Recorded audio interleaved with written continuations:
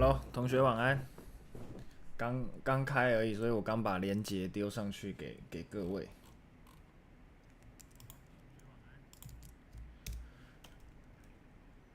好，已经进来的同学帮我测试一下那个声音跟画面，好不好？画面的话就是在看得到 YouTube 的画面清楚，然后没有模糊就 OK。那你可以在右下角调整一下那个画质，应该可以到1440哦，接近2K，应该是没什么问题。我看画面应该是挺清晰的啦。画面跟声音都可以哈，声音不会太小声哈。好，等等我们一样会发红包啊。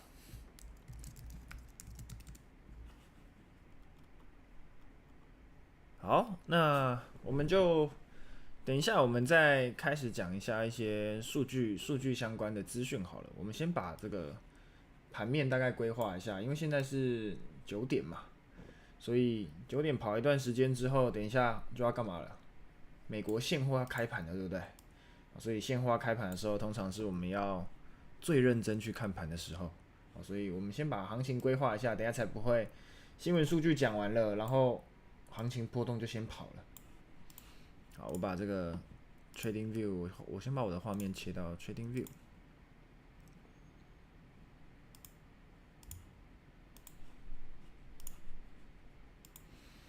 好，那今天的话呢，黄金波动终于出来了嘛。前几天震荡了好久，然后跌了一大段之后，又继续整理。今天呢，感觉比较这种延续性稍微有出来一点点。那我们先来看一下几个比较重要，我们要先去观察的商品啦。第一个的话呢，我肯定就是先看一下美元。那美元呢，在这个目前日内的规划到今天整体的规划来讲，其实趋势都还没有什么太大的改变嘛。我们教过各位嘛，用一个比较简单的判断方法，你先看一下每一段的行情在上涨过程当中到底有没有出现趋势转换的感觉。但现在呢，其实简单来讲，我们从这一段回测完，在往上走的过程当中，来我们把这个水平线持续的向上延展，你就会发现，上来之后回测，然后呢没有跌破嘛，持续往上，这个爬楼梯的感觉持续在延续到这边，再往上，好，到目前呢已经准备到了一个短线上小小测试的位置，但是趋势没有改变的情况下呢，很高的几率它会延续怎样站上，然后回测到一个比较长时区的一个压力区。好，那我们先切到4个小时来看一下，有没有几个我们要先去关注的点。好，在4个小时的过程当中，我们看到从这个几号，24号，也就是昨天早上啦。昨天早上价格在这边测试完之后，一路的就持续的在往上爬。好，那往上爬的过程当中，几个关键的位置都没有被跌破嘛。那现在呢，即将也要来到这个7月22号早上测完的一个高点，日内的一个高点。好，大概在欧盘开的位置也是在这个附近而已。所以你会发现说，价格呢已经慢慢的把美元前2天跌下来的范围给重新站回来了。好，那这个站回来的过程当中，我就会去注意一下。等一下呢，美元到这个位置，大概接近98左右，接近98左右，它其实是一个我们现在要观察的一个重点位置。那这个重点的位置呢，如果没有被跌破，如果没有被跌破的话呢，那基本上在往上的延伸就可以看到，先回到这个区间，甚至是这一个跳空下来小缺口往下的一个起跌点的。好，所以还有一段距离啦。这个4个小时的 K 棒，它其实大概还要跑个2-3根，可能就半天了吧。所以目前来讲，我觉得先看一下这边往上的这个距离。那等一下美盘开，在这个美元的波动性有出来的话呢，有机会先来挑战。所以各位，如果你自己有一个美元相关的商品，你可能就要去关注一下。等到价格呢来到这个粉红色的范围的时候呢，你可以先去关注一下。不要再把单就是一路到这边之后，你还要想要继续拼往上。你可以在这边先做，就是中间的休息，真的站稳了，我们再往下一段去跑也可以。好，那目前来讲，在短线上，它就是先测试一下这个紫色水平线这个位置。那既然呢，我们对美元呢已经先有一个初步的观点了，初步的想法，当它没有跌破底下的这个大范围，它就有机会往上去测嘛。好，那已经先想好美元的方向，我们等一下就可以来看一下，在黄金我们到底要怎么样去做思考。好，黄金的趋势呢，这2天其实算波动有出来啦，不会像前面震荡洗得很慢但我觉得像从这个18号，也就是最近1-2周，行情其实都算好做。为什么？在1个小时的时区啊，在往上爬的过程当中，它其实没有什么太震荡、太洗的感觉。它其实就是让各位能够一路慢慢爬上去的这个加码，或者是你没加码的，你只要大区间它没有跌破，整个方向都是没有改变的嘛。啊，既然没有改变呢，你需要去调整你要交易的这个方向吗？就不用嘛，你是把这笔单就直接抱着就好了。好，那目前来讲也是一样，我们可以看到说，在价格整理的范围当中，今天还是日内持续在往下。那等一下我们再切到短时区来看。好，那这边提醒各位有时候各位会看到很前面的这个支撑，来想说这个支撑我到底要不要去把它当成位置去做这个多单，也就是大多数人的脑袋习惯性的在看到价格下跌都想要去抄底，那你就遇到一个状况，这里是一个支撑，然后呢这里是一个支撑，再往下又是一个支撑。你就会发现下来第一个点你接了，好像反弹一点点，你没出到，哇，下来停损。等一下第二个点你又想去接，又反弹一点点下去，你又停损。第三个点你又想要去接，这时候你就发现说好像有点不敢去接了，好像有点怕了。那当你有点害怕的时候，在这个位置当中，你就会遇到一个情况，不敢接，结果这一次才是真正的反弹。所以你要去交易的时候，先想一件事情啊，行情真的要看到这么远吗？你要观察支撑压力到底是一路的在随便找低点来当成支撑，还是这个价格呢真的有经过测试才是我们要的位置。好，所以不要把行情拉得太远，我们等一下把这个行情拉到大概这样就好了。好，你看到清楚的范围，先把眼前能够看到的范围去做规划就好。OK， 那这是1个小时当中，我们现在看到价格基本上从开盘到收盘，目前都还是在跌的。4个小时，我们先来看一下。4个小时呢，从7月初左右，这个整个上涨的通道，其实大概在这个范围当中，没有什么太大的改变。好，那即将啦，价格也在一路好不容易感觉要创高了，现在跌下来到这个位置当中，再进行一个测试。那这个测试的过程当中，到底能不能跌破，那其实不太重要。为什么？我们先等价格来嘛。如果你现在想要做空，你会发现往下可以做空的空间好像有限的，因为这边是一个反向的条件嘛。不管趋势线我们要不要当做进场点，但是你知道说，在每一次趋势线碰到的时候，它都还是有一点点的反弹迹象出现。好，所以当你今天这个反弹这个趋势有出现的时候呢，在下跌过程当中，我到这个位置，我可能就不会去想要去追空了啦。我这个位置去追空，风险变得很大嘛。我要去追空，在这边卡住了，那不一定会直接往下。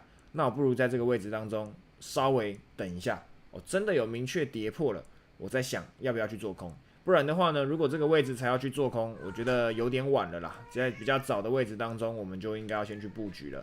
OK， 那4个小时大概时区是长这样。15分钟我们来看一下，哇，15分钟就清楚很多了嘛，对不对？15分钟呢，一路怎么样？往下跌的过程没有改变嘛，趋势都还是偏空一点点。唯一你可能会想做多的位置啦，大概是在昨天晚上这个位置。好，但昨天晚上这个位置当中，如果你有去做多的话，我觉得还算是一个逆势合理的条件啦。如果跑了一段你有出的或是没出的，那都没关系，至少你不是在什么下跌过程当中一路的去抄底嘛，你至少是等到价格有一个稍微小小的反转的时候，那我们才去做布局。那如果没有去做，那也没有关系。当你把趋势规划好，停损其实就是一种成本，该停损你就停损。后面呢偏空之后，你去转空，往下还是有更大段的机会可以去做。所以呢，目前来讲，我现在的规划呢，可能就是等待，因为你看15分钟，黄金虽然是下跌的，但是跌的怎样？很缓慢嘛，就是稍微缓跌，哇，弹一根再缓跌，这种单是不是要抱起来就需要有一点耐心嘛？除非什么，不要看盘，不要盯盘，把单就丢着就好。那这样的话呢，可能各位在交易的过程当中会比较有耐心一点点，那比较能抱得住单。来，我们问一下各位你觉得你在交易的时候，你想要做黄金，那现在你手上在有一个位置有一个空单，你有办法真的从昨天或从今天早上一路抱到底的？你在这个聊天室打个1好不好？那你觉得你中间可能一小段，然后稍微有个反弹，或是卡住太久了，你就会想出掉的，你打个2。我们看一下这个多少同学，你能够真的把单抱到底，抱到现在，然后还在抱。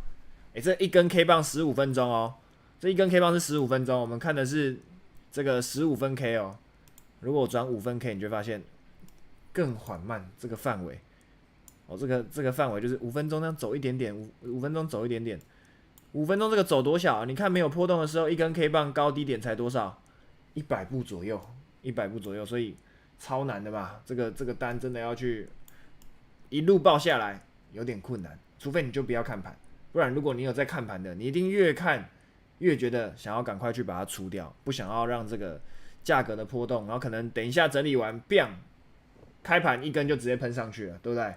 美盘很常出现这种状况啦。下午没有波动，整理一下，然后 biang 就直接飞上去了哦。所以这种单，我建议各位啦，就是你如果想要把单抱着，就只能做一件事情，叫做不要看盘哦，叫做不要看盘。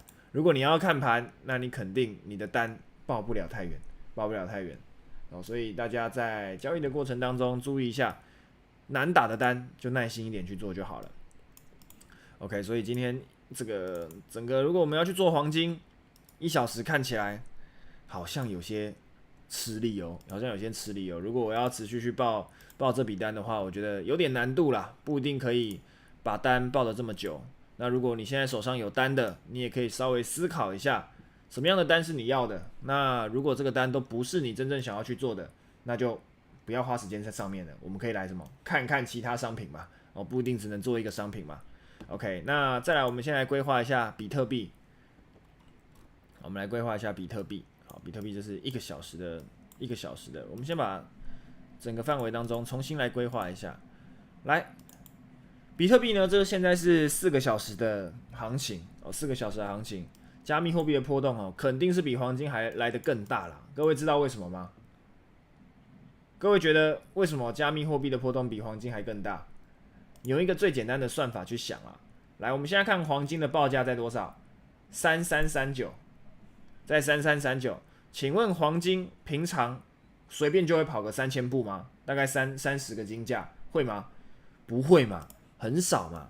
我切到30分钟来看你看多久才跑？从3360还没到3330我们算从这里好了，3366跌到现在3339左右的范围，那这多久？1、2、3、4、5、6、7、8、9、10、11、12、13、14、15、16、17、18、19、20、21、22乘以30等于多少？660分钟，10个小时啊！10个小时跑不到1%的金价，那你觉得这个波动大还小？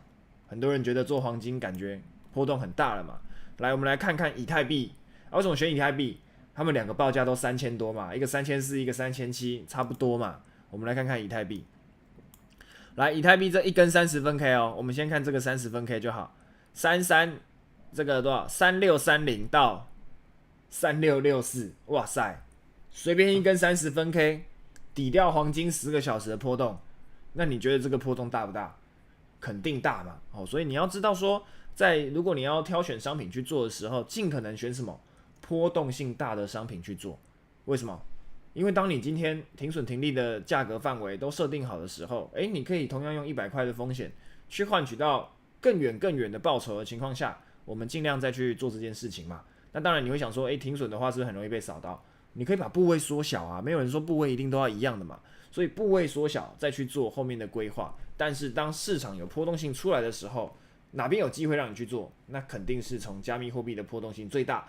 再来呢是黄金跟指数类型的。那如果你要很稳定的波动没有这么大的，你就做指数类型，就做那个货币类型嘛。所以每个商品有它自己的波动性嘛。你要做这种高波动的商品，那它有高波动的做法。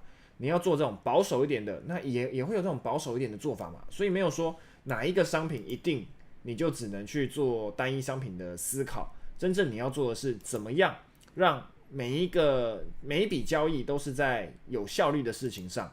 那像我自己，我就会看说，哪个商品有波动，我就做哪个。比如说没有波动的，我就把它放掉就好啦。我为什么一定要做没有波动的？我不需要嘛，我是不用去一直说，我要盯着这个没波动的商品，然后持续去做。我一定就是等说有波动，然后切入这个商品。这个商品没波动了，那我们再往下个商品去切入就好 ，OK 吗？所以各位去记好这个点啊。如果你要知道说，我要去从交易当中找到比较大波动、比较有交易机会的，那你就必须提早先去规划哪些商品属于盘整的，不管它；哪一些商品属于有波动的，我们再花心思在上面。好吗？那我们来先规划这个比特币好了。来，我们拉到4个小时，然后现在图长这样。各位觉得现在偏多还偏空？每个人都有自己的独立意见呐，这没有标准答案。你觉得偏多的打个1，你觉得偏空的打个2，好不好？我们来看一下，大家觉得偏多还偏空？没有标准答案。你觉得多就打1，你觉得空就打2，你开心打什么都可以。我们先看一下大家到底对于这个商品，你的直观到底哪个是多，哪个是空？有些同学觉得盘整，有些人觉得偏空，偏空打2，偏多打1。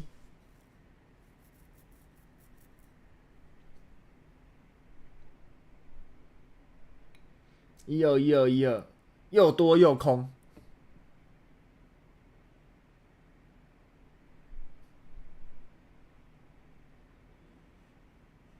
好，每个同学都可以回复一下，你觉得现在的比特币看起来是多，你就打个1；你觉得是空，你就打个2。感觉偏空的人比较多比较多人觉得偏空那没有标准答案啦，你们可以回答你们自己觉得你们现在看下来的。盘整偏多2，什么叫盘整偏空2？盘整偏多2，盘整偏多，然后2又是偏空，这样是多还是空？这样是多还是空？盘整偏多2，12就是又多又空。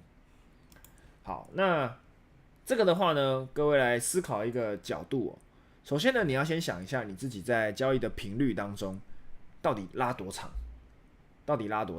你看像我们现在画的这个范围，我们现在盘面当中看到这个范围，这个最左边是6月12号，现在呢是7月26号左右啦，7月25，我们准备要过12点就7月26了嘛。好，所以你看这个距离有多远？1个半月。好，1个半月，你觉得是盘整还是是波段还是短线？肯定是波段嘛。所以呢，如果你是做波段的人，你觉得偏多，那没什么问题。那如果你是做短线的人呢，你会看到1个月半前的行情吗？不太会嘛。所以你做短线的，你肯定要么把时区缩小。如果用1个小时看，来这个偏什么？震荡嘛，震荡没方向嘛，稍微偏空一点，没错。但是前面呢，震荡没方向嘛。所以呢，先决定于你在思考的角度。比如说，你觉得你在做短线的，你就不要用4个小时看超级远，然后来做短线。你会发现，哇靠，怎么看怎么错？为什么？你看的时区本来就错误的嘛，对不对？那如果你觉得说，我想要去做长线一点，那你甚至看到日线都没什么问题。那日线到底偏多还偏空？其实稍微盘整偏多一点点所以你要把你先观察的时区先思考好，决定好，再来想说，后面到底要怎么去做 ？OK， 那因为我们主要做比较短线为主嘛，所以我们时区不要拉太远，我是稍微拉小一点点。好，那直观来讲呢，我现在会依照盘面当中有的资讯，先把它规划出一些我想要去思考的点。那各位可以发现我不太用什么指标，如果你用指标，比如说均线打开，你会长这样。如果你用均线的，你就要思考说，用均线的思考方式。那比如说你现在觉得长均线偏多，然后呢短均线偏盘整，那你可能是一个盘整偏多的思考。但因为我不用均线嘛，所以我就要去把这个趋势的盘面当中画出每一个我想要去观察的区间。好，首先第一个呢，可能在4个小时的，我先在这个位置去规划一个小区间，也就是这个是我观察的范围。再来呢，往上一点的这边有一个偏向盘整区的感觉嘛，所以这个盘整区呢，我稍微把它先框起来。OK， 那上缘的位置稍微比较乱一点因为它偏震荡嘛，所以往上往下都会卡住，所以这个位置卡住的情况下，我大概就是画最上面就好了。因为如果你要画这种中间的你就会发现这里很容易一直卡住啦。但是如果这个范围真的没有到很大，大概12万到多少123000，我靠，只有3000块的距离，就是这个位置有点小啊。但是你要观察，可以把它画进去啊，因为这个就是4个小时的嘛。时区越大，其实你就可以把这些就是范围都先包含进去，好不好？谁在来都来了，红姐来都来了，这没有中分，这是头发随便吹一吹它就变这样了，我根本也没办法控制这个发型要怎么变。好了，那我们继续哦。你看4个小时的范围，你大概规划完，你就会发现说，来放大一点，是不是1、2、3、4个范围让你去观察就好了？你就先想成1楼、2楼、3楼、4楼啊，这栋透天就是这4楼而已啦。你观察范围就是落在这边就好，你不要去想要当一个这种行情全部都可以抓到，你都要看到那种超级远的。很多人看盘都这样，我先切到日线，然后范围缩小，然后看超级远，都大概变这样。你的 K 棒连看都看不清楚，你就变成每个行情你都要去规划，结果每个东西都规划不准。很多人都这样啦，但是你要需要看到那么远吗？不用嘛，这已经看到去年了，你看到去年初要干嘛？你先把现在能够看到的东西看清楚就好了嘛。所以放大一点，然后转到我们想要的时区，这样就好了。好像我们刚刚4个小时画完了嘛，我就会再调整到1个小时，调整到1个小时，看看有什么点可以把它规划的更精确一点。好，那要观察比较精确一点呢，我其实就会以最近有回测过的位置为主要的依据啦。比如说，你看这边有一个低点，这边一个低点，这边一个低点，然后这边一个低点，来考一下各位 ，A、B、C 3个点，你觉得哪一个最重要？现在哪一个最重要？最左边是 A， 中间是 B， 这边是 C，A、B、C， 你觉得哪个最重要？挑一个嘛，来都来了，挑一个吧。你觉得哪一个位置最重要？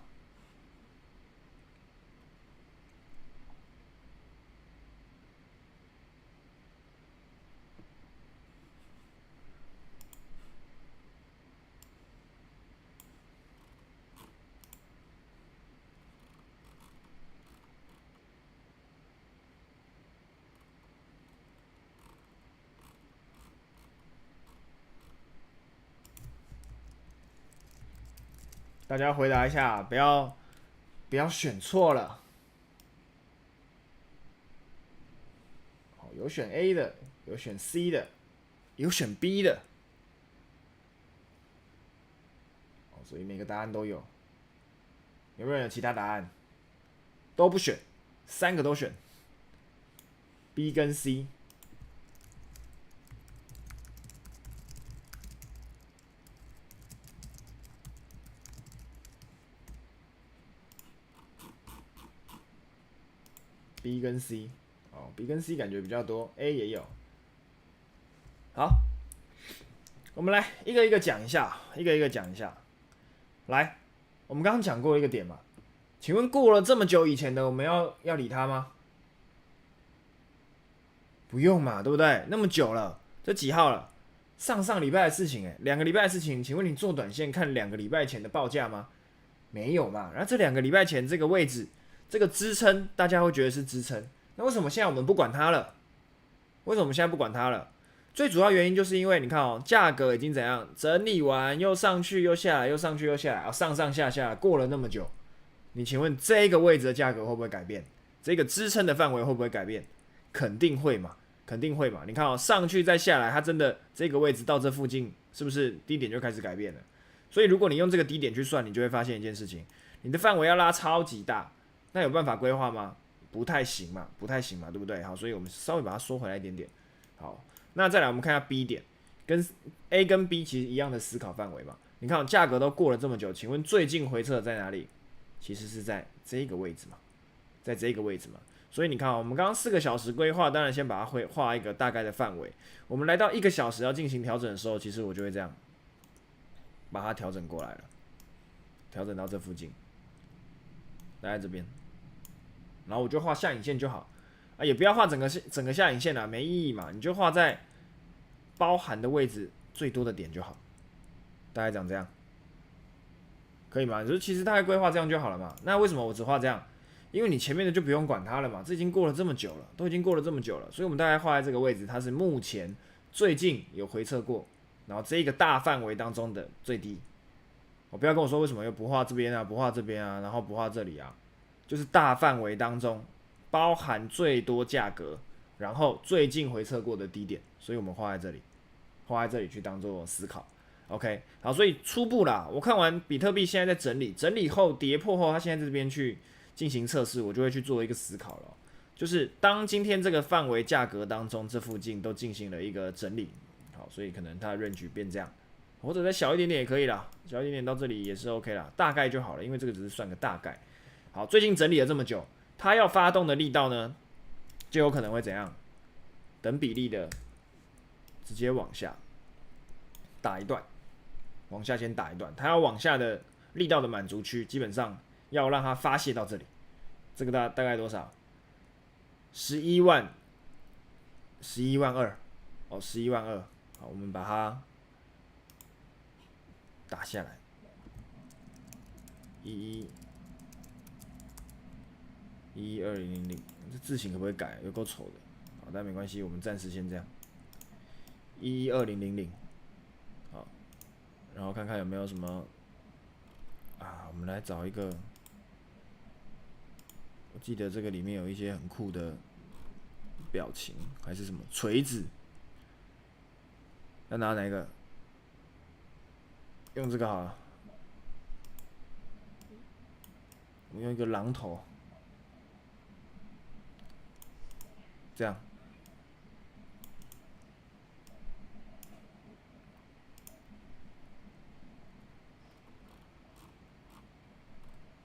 然后我再用一个，刚刚看到一个很像磁铁的，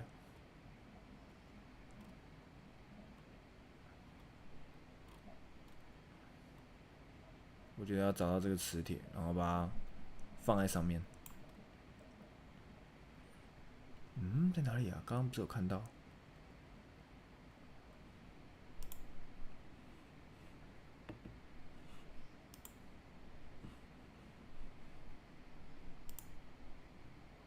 好，没关系，我们继续。好，反正这个位置当中呢，等一下下来，我大概就是先看这边，那为什么看这边呢？这个就是独家小招式，这个短时间也讲不清楚，你大概可以先知道我的判断就好了啊。反正我现在只是陪大家一起规划而已嘛。好，那同时我们可以注意一件事情哦，其实到11万2这个位置呢，已经来到接近前一波这个往上发的这个位置了哦，往上发动的这个位置了嘛。好，所以这个位置呢，其实就是等一下各位可能要去交易的过程当中去注意的一个最大的一个点。如果它真的往下了，我希望它可以到11万2这个满足区，哦，不是只有1:1等幅而已啦，当然还有其他的一些观点刚好到这个附近，好，所以你可以用这个方式先去做一个初步的观察。那我们去看一下另外一件事情哦，这里经过了一个整理跟震荡之后，现在跌破后来到这附近测试了嘛，感觉稍微偏空一点点，但是呢，短线上的位置呢，好像还没有来到这么漂亮啦。如果你看15分钟。15分钟有点可惜啦，因为加密货币本身呢，它的波动性就比较大一点点。你要等到它真的很明确直接发动的，我觉得稍微需要等一下。那现在下来的时候，在这边整理的过程当中，我可以把它当做是一个新的一个小小的盘整区。这个小小的盘整区，这个位置当中呢，我想要去等它能够延续的话呢，现在还没回到这里嘛，所以现在稍微比较尴尬啦。感觉是在这边震荡会一阵子啦，所以我会再持续观察一下，还不会直接切入空单。但是呢，如果有偏空的一个机会的话呢，目标11万2，哦，11万2。OK， 那我们也来看一下这个以太币好了，比特大概就这样啦。同学记得帮我点个赞好不好？帮我点个赞，因为 YouTube 是需要点赞的，这不是润或 Google Meeting 这个 YouTube 是可以点赞的帮我点个赞好不好？然后如果你不想错过直播的，你就可以订阅一下哦，订阅跟点个赞，这样下次直播你就不会错过了。OK， 那我们继续来看一下以太币。好，我们要先把这个清掉。以太币呢，我就想要把它当成什么？当成黄金来做，那当成黄金来做呢，就很好玩咯，就是它的波动性呢，哇，是黄金的不知道好几倍啊。那这个行情你要好好把握，你才有办法去做到很多的这个交易机会啦。因为很多商品可以做嘛，不一定说如果各位做黄金而已，你就会觉得黄金盘整的时候没戏唱。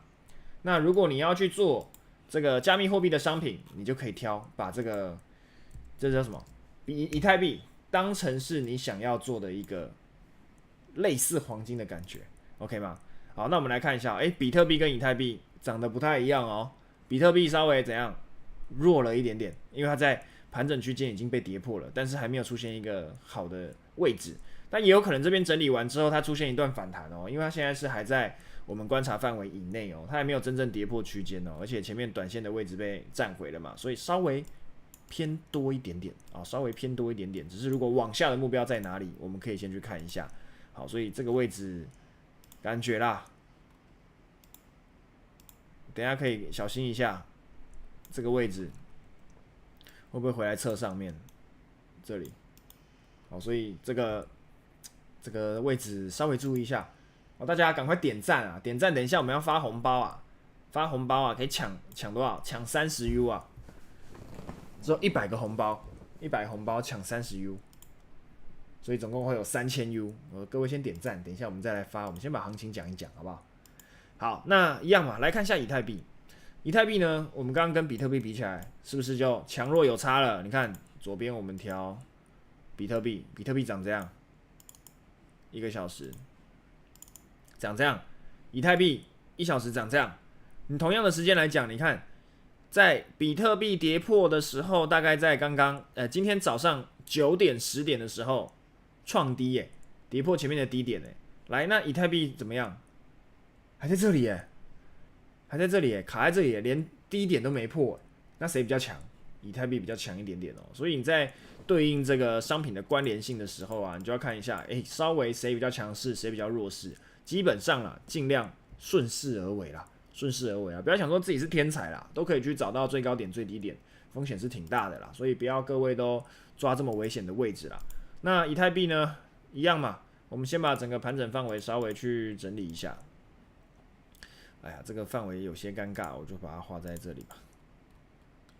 一样稍微偏比较震荡一点点。好，所以以太币大概这样而已啦。目前来讲，我觉得应该我自己不会有任何想要去进场的位置或机会，稍微偏震荡一点点，所以这个范围就大概落在这边就好。但再往下呢，这个区间差不多啦，所以目前在3500到接近3800里面去震荡。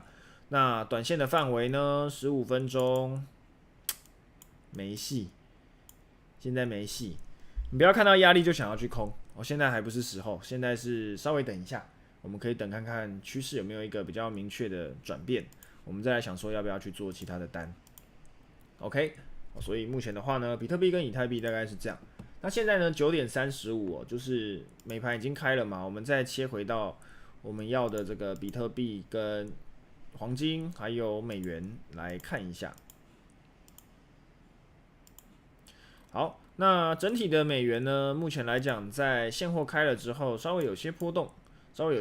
但是没有什么大方向的改变还是稍微比较偏多一点点，在这边震荡哦。只要这个低点，短线的低点目前还没有跌破的情况下呢，基本上我都会把它视为稍微偏多一点点，好，视为稍微偏多一点点。但是呢，因为现在是在中间的过程嘛，也就是说，它不是一个起涨点，它也不是涨到一个满足点，在中间去走的时候，我不需要在这边赶快去切入，因为切这个中间，你往上已经没什么肉可以吃了，往下你要承受的风险又有些大所以美元来讲，我们就稍微缓缓的等它一下。好，那如果回来看黄金的话，像刚刚讲的，整理了这么久，一根就给你涨回来这种空单抱的辛苦，利润也不太够，对不对？你从下午4点报了这笔单，想说哇，准备要出发了，然后一路下去到8点半、9点半，biang一根就给你回来，那这个一根就回来，到底在干嘛？很无聊嘛，对不对？好，所以我们要去打这个单，请问划算吗？没有这么划算，没有这么划算所以各位交易的时候呢，先把波动性这件事情先思考清楚。如果是没有波动的，你就不要去花太多时间了。OK 吗？好险，刚刚先平仓了，有赚钱吗？杰尼龟有没有赚钱？杰尼龟这边虽然是在短线上会感觉可以去持续偏空的嘛，因为短线上趋势没改变嘛，但是因为它不是这个正常来讲该有的波动啊，它不是正常来讲该有的波动嘛，所以呢，我会把它视为叫什么整理，没有方向。它本来就不是正常该有的波动嘛，黄金的波动是这样吗？肯定不是嘛。所以呢，这个之后有机会再教大家另外一个的做法。另外一个做法呢是什么？就是波动性小的时候，你要去知道一下正常的波动大概落在哪边。好，正常的波动抓出来了，你才会知道现在到底是不是能够做的单啊。如果不是，就不要管它了。黄金还会继续下去吗？刚刚讲过嘛，这边现在是一个观察点，能不能继续下去，我没办法给你答案。但是如果继续下去的话，我认为有机会到这是多少？3312到3315，3312到3315这附近。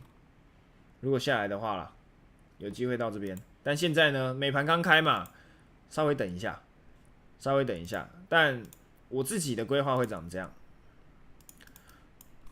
短线上先观察大概3348，48如果上来有站稳，我才去偏多思考。但上来的过程当中可能会稍微卡关一下，但是目标呢3370左右，3370左右。但至于呢，如果我要做空，有点卡。我在这个范围当中，如果我要去做空，可能也是要等一下。但布局的范围呢，大概也会落在47到43，47到43这中间可能会进行一个像震荡的感觉，所以另外一个规划会长这样，震荡。好，等到震荡真的回来再一次发动的时候，我才会先看第一个目标在37，然后下一步再往下。所以37等一下会是一个短线上可能去观察的点。好，大概长这样。所以中间呢现在在震荡，那还没有一个很明确的方向。同时，如果你要打美元去做，美元可能等上面这一段。OK， 所以这几个位置的话，各位可以稍微注意一下，你要做多或做空，都设立好条件就好。但目前来讲啊，如果你现在马上要下单的，当然是偏空一点的迹象嘛，还没有偏多嘛，偏多我就是等站稳才去偏多嘛。所以看行情怎么走嘛，不一定是说现在你就要决定要做多还做空，先决定好你的计划。那有出现你想要的，我们再想，可以吗？所以这几个点的话，你们一定要先把它想好。我们9点45发红包好不好？我们等一下9点45发红包，顺便教一下各位怎么去开这个免费的红包。来，各位有要看什么商品的吗？你们有没有想看什么商品？我们刚刚主要讲几个大家比较有兴趣的而已啦。你想看什么商品的？或者你手上有什么商品的，想要一起提出来讨论的，赶快让各位可以丢上来 Q&A 一下，然后我们可以一起看一下哪一些商品可以去思考。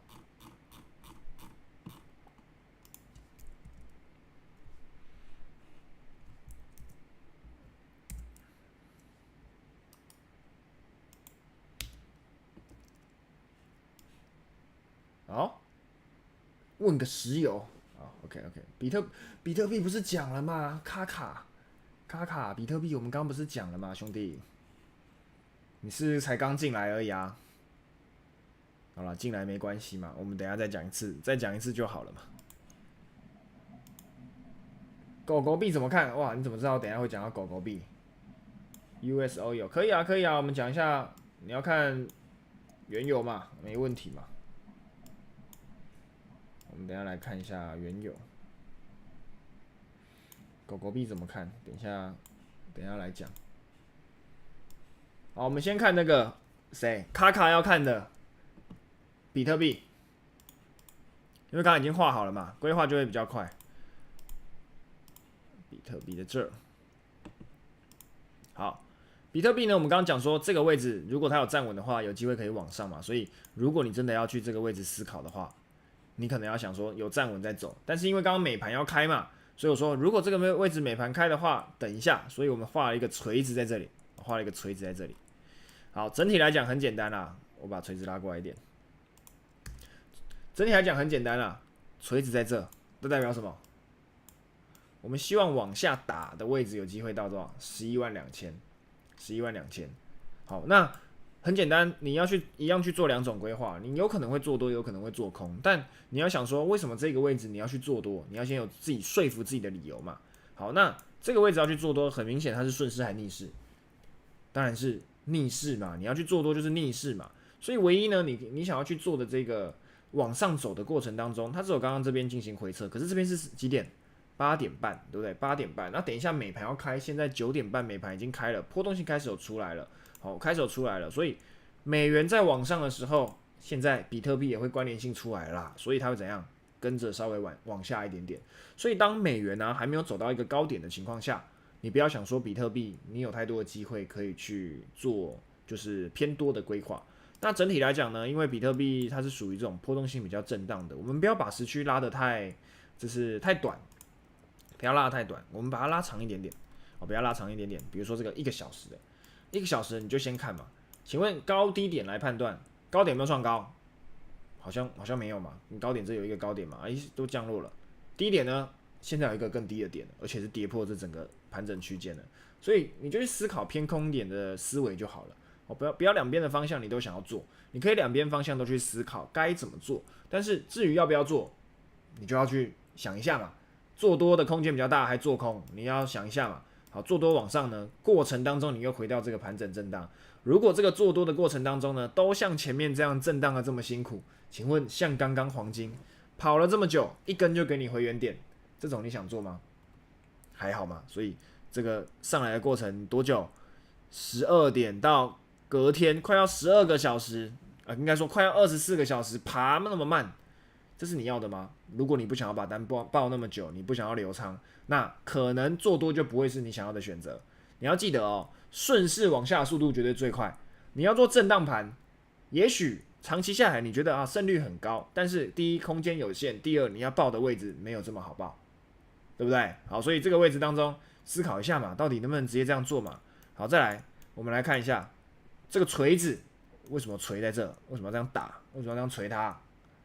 因为这个位置是怎样跌破这个区间，然后反弹，它应该要站回去嘛，那被这锤子打下来了这锤子事后画的啦，这锤子事后画的啦。但是现在代表说我们还是稍微偏空一点去观察嘛。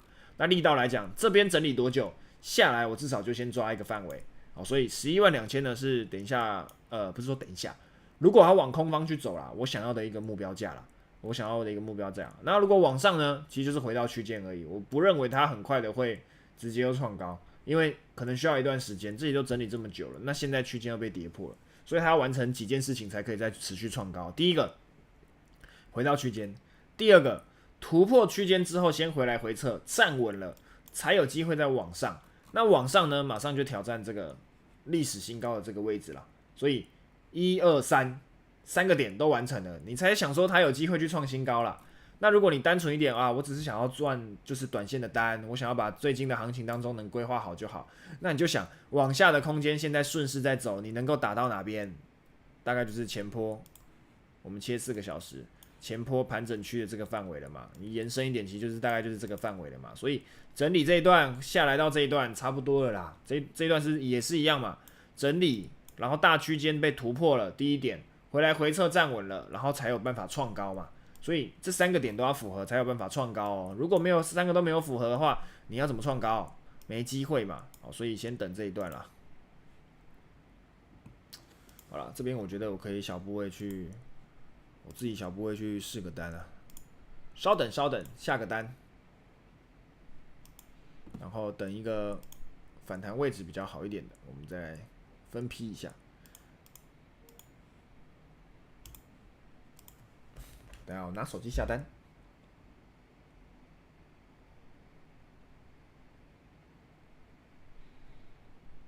那你们自己交易的风控就自己抓好，你最好就是分批进场，才不会乱，不然你就开那什么，用网格合约去做比特币，这样中间还有套利的空间。OK， 开一个小小的。这样叮一声就是下单完成。好，啦，我们来看一下，跌到112000要等多久？拜托，我不是算命师，所以跌下去要多久？我没办法跟你讲，我怎么知道？你要想这个往下这个距离要多久？我怎么知道？前面盘整理这么久，波动就这样而已。它也许就走这样一段，然后才下去，也有可能嘛。也许一天就到，也有可能嘛。你有办法规划比特币的波动吗？没办法嘛。我们先不要想要把所有事情都掌握了。你想要知道它能够涨到哪、跌到哪，又想知道什么时候才会到。如果都有办法知道的话，乐透就先买了嘛，对不对？猜乐透就变得很容易了嘛。所以不要想那么多啦，控制我们能控制的就好了。你怎么控制波动跟时间？你就想好我们能够控制的停损停利预想的范围，有到就到，反正停损停利其中一边一定会到，对不对？这是废话啦。但是就是你可以接受的停损，比如说100块去换500块，划不划算？划算嘛。那长期做下来是赚钱的，就重复这件事情就好了 ，OK 吗？那叮2声呢，就是叮叮啊，就是你嘛，对不对？好，那还有同学要看那个什么白银跟原油嘛？白银跟原油。我这边连白银都没有把它放进去，太夸张了。因为我平常不看，没有在看白银，我把它加进去一下。白银，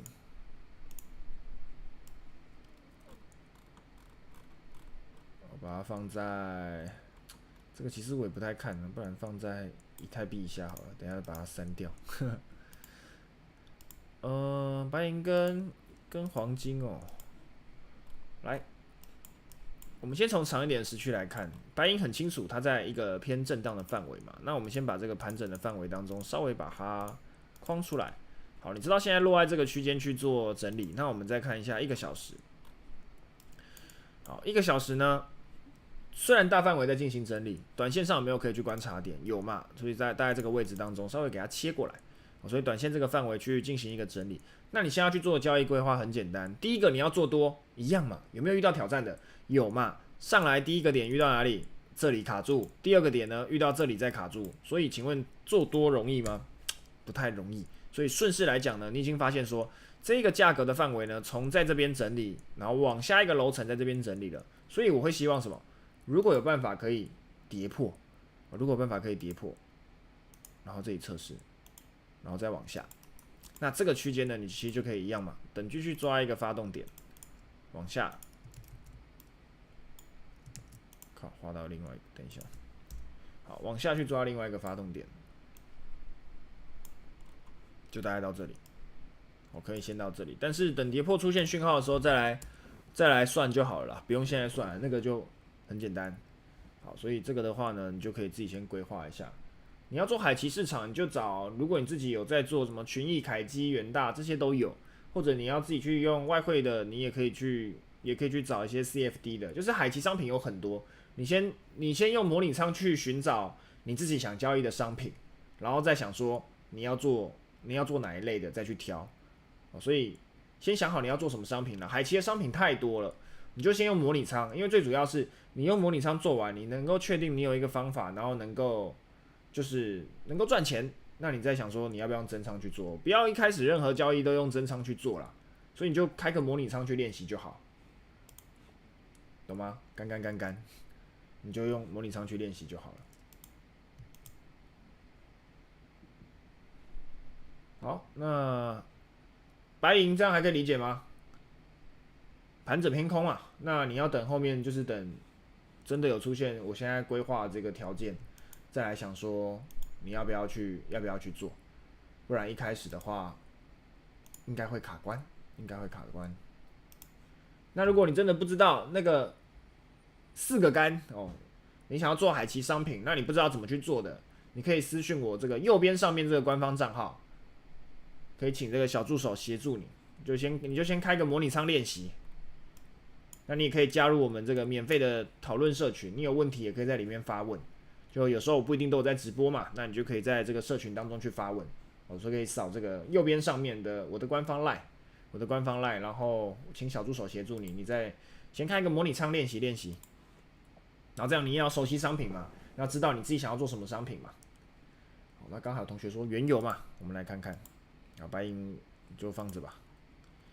原油，我的原油在哪？哦，找到了。好，哇，原油比所有商品都还震荡啊。好，直观来看一下啊，一样啊，原油的范围我们不用拉太远，我们先看到我们现在大概要看的位置就好了。比如说4个小时的，我不用拉太远嘛，我大概看这样就好了嘛。它一样是在稍微偏向整理一点嘛。那我们可以看到说，大概从6月底左右，是不是在这个位置就卡住了？就卡住了嘛。所以这个位置我就先画一个区间的下缘。那区间的上缘呢，变动很多嘛，很多的高点持续的出现嘛，但是有没有一个很精确的点？其实没有，所以我们要先稍微放大一点，看一下近期盘面当中有回撤点有没有能够细分出来的。那我们可以发现说，这个位置当中，我可以先空出来，再来呢，最近回撤就到这。那为什么不放到这个最高点？刚刚讲过了嘛，最近回撤点去包含就好，而且这个时区呢已经是4个小时的时区了，所以我看到这种已经1个礼拜前、1个月前的，其实参考价值就不高嘛。我们以最近回撤的位置去看嘛。OK， 当你把这个盘面呢稍微都把它先规划出几个分类，你想要去观察范围了，你就可以去思考一件事情啊，就是说这个位置当中哪一些适合观察，哪一些不适合观察。那像刚刚一开始看很乱嘛，当你想说，规划出来，我们把它分成几个楼层，就1楼跟2楼就好，上层跟下层。那价格，请问现在在哪里？下层嘛，它有上得去上层吗？没有嘛，所以在这个位置当中会持续震荡。那等到它离开这个区间，不管往上或往下，我再来思考说，到底什么样的机会可以去做。好，所以切回1个小时，你就去思考一件事情哦。整体来讲呢，短线上比较偏多一点点嘛，所以真的到突破这个区间的时候，我会再来想说有没有机会偏多去做。那往下如果要做空呢，我不会在现在这里直接去做哦，我会真的等什么？等这一个位置能够被跌破了，往下的空间才大嘛。如果我现在这个位置要去空，那很多的短线位置会卡关啊，像这边是不是一个小支撑？是嘛？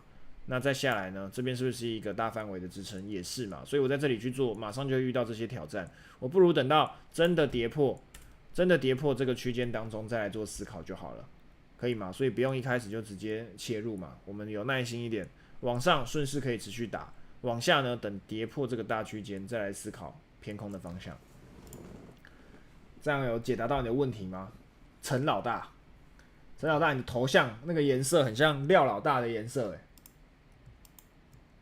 你是不是效仿廖老大的头像颜色啊，然后改成陈老大？有没有解答你的问题？你的缘由，陈老大，你的缘由有没有个方向啊？你的头贴是不是学廖老大的配色啊？黄黑配色。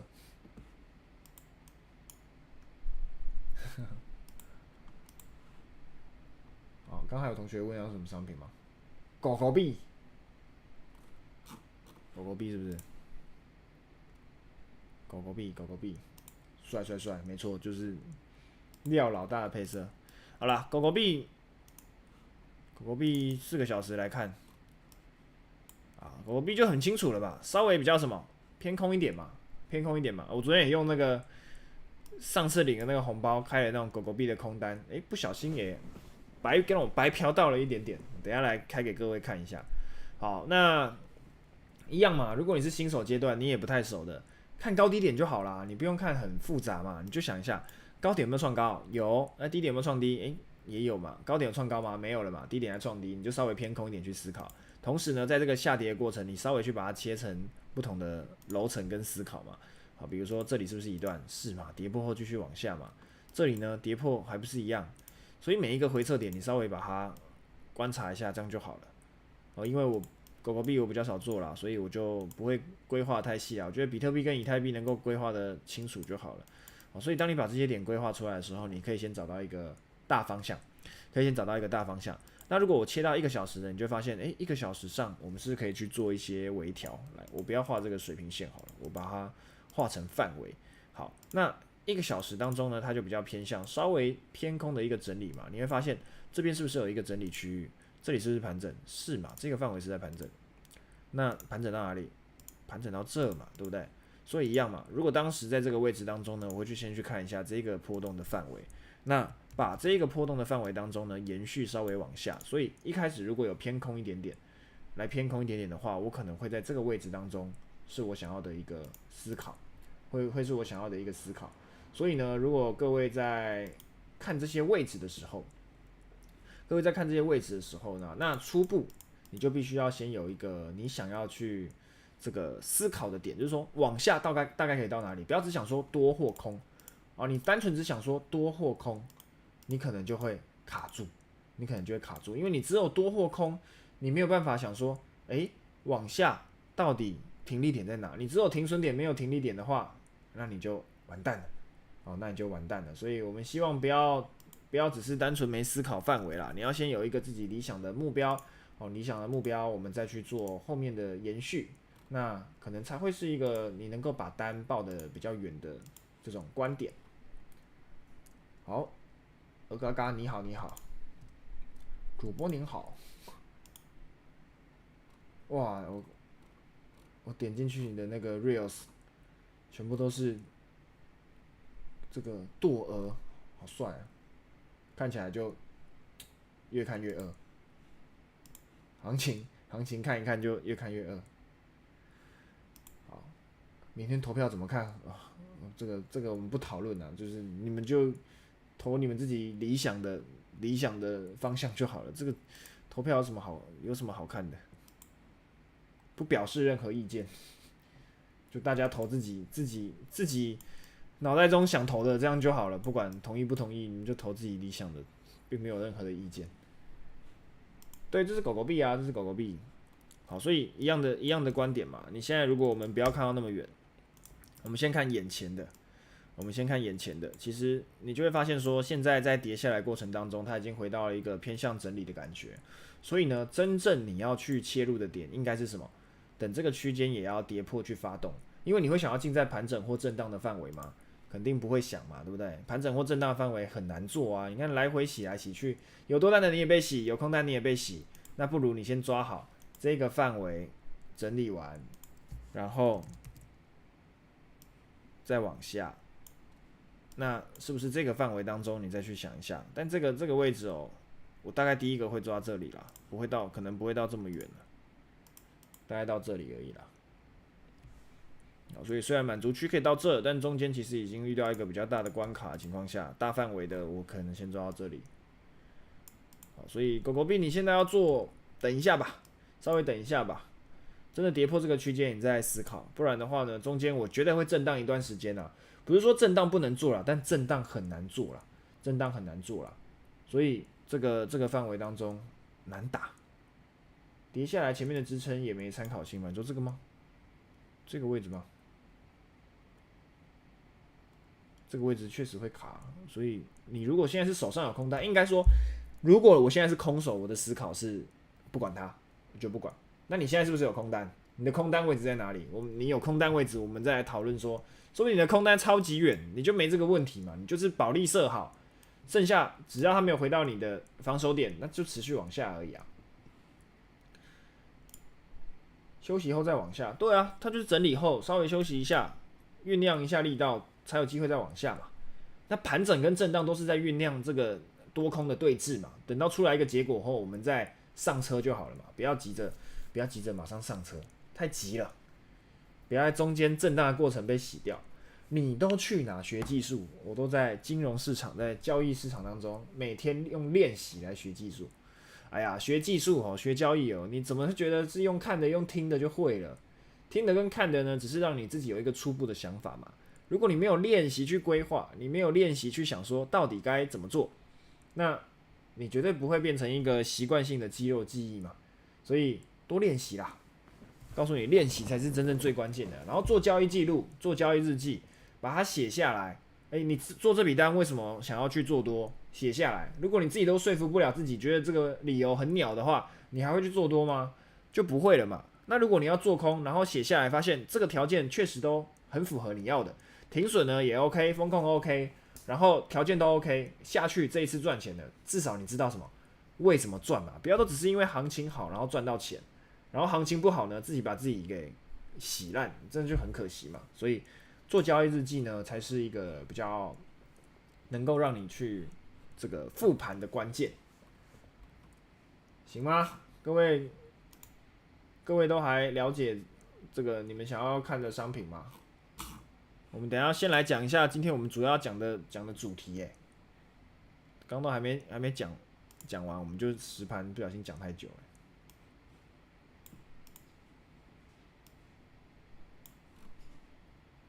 好，来看一下，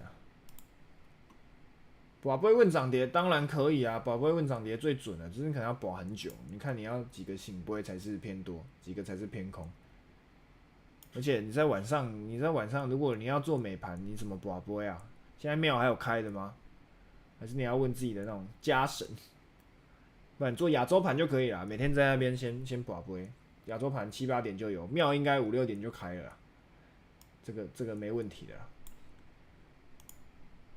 好了，我们来带大家看一下那个最近的一些数据，好不好？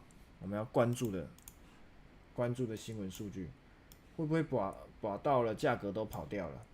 那你要有耐心啊，把一些波段单啊，干嘛把短线单？你每天就在那边把不会就好了。没有我很少做台股做美股比较多啦。台股波动太小了啦，而且有时候起床就收盘了，怎么做啊？我有时候都忘记时间，都早上才睡觉。起床，然后早一点起床还可以啦，大多数起床的时候可能接近中午了。有波动的时候，那种9点10点刚开盘，8点45台指期开，9点现货开，怎么做？才刚准备要睡觉。特斯拉我们等等来看好不好？美股那些我们等一下再看，可以吗？我们来看一下，我们等一下要讲的内容好了。靠，忘记先发红包，对不对？忘记先发红包。来，同学，我们先看一下右边有2个 QR code 嘛，对不对？上面这个 QR code 就是如果你要进入我们的这个交易的讨论群，你就是想要加入交易的讨论群的，你可以扫上面的 QR code， 官方账号会协助你。那这个下面的 QR code 就是如果你没有注册过的，你可以扫 QR code 到官方账号，然后我们现在发一个红包让各位去领取。红包的数量有限哦，所以如果你没有抢到的，打开之后发现他已经写错误的，就是红包没有了。所以每个红包有30U， 你可以先抢。每次直播我都会发红包，你抢到红包赚到的钱就你的，赔的呢就算官方的，好不好？所以我来丢个红包，丢到聊天室。你没有派网账号的可以注册一个，你也不用入金，你就怎样领红包就好，每天就拿红包来玩就好了。来，要发红包咯。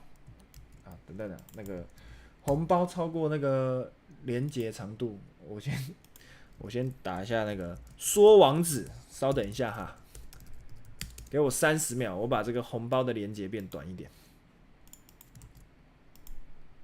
现在线上有几个？106个。红包肯定数量是没有办法让每个人都领到了。你还没有注册的，你先扫右边那个派网的注册，先扫派网的注册，有注册完你才有哦，不然你领不到，你打开之后领不到哦。哎呀，把连结放出去了，红包连结，来抢连结，时间到抢连结的时间了。要发红包就变110人，你们太现实了吧？前面讲了1个小时的行情，你们就只为了来领红包，不要等一下领完之后就剩80人、90人。来，红包不会领怎么办？扫右边 QR code， 那个官方账号会有小帮手协助你。上面的是你如果要做外汇商品啊、做美股啊等等的，你可以扫上面这个我的官方 LINE。下面这个是派网，就是派网跟我的就是会有小帮手在里面啊。各位可以先去，你不会领的、不会用的，等一下我稍微讲一下。为什么领红包这么好用，怎么样白嫖一些钱出来玩，你就赶快扫一下。30秒就注册了啦，你用信箱或电话号码，反正你不用入金，你就去领红包就好。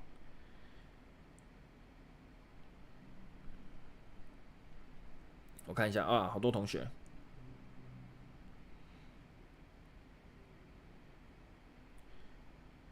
然后已经有的，你就直接直接领就好了。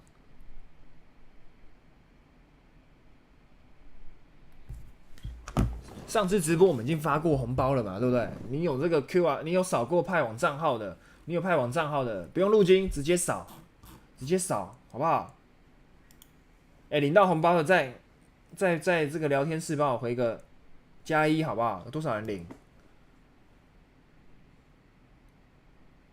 大家跑去领红包了，没有人要看直播了。你看人数剩90几个人，大家都跑去领红包了。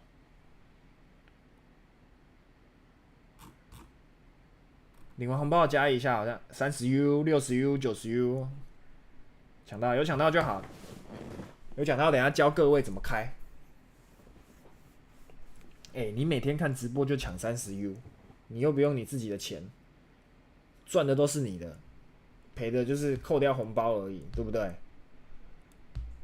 我看那个观看人数就很像是发了红包就少了10几20个人跑去领红包。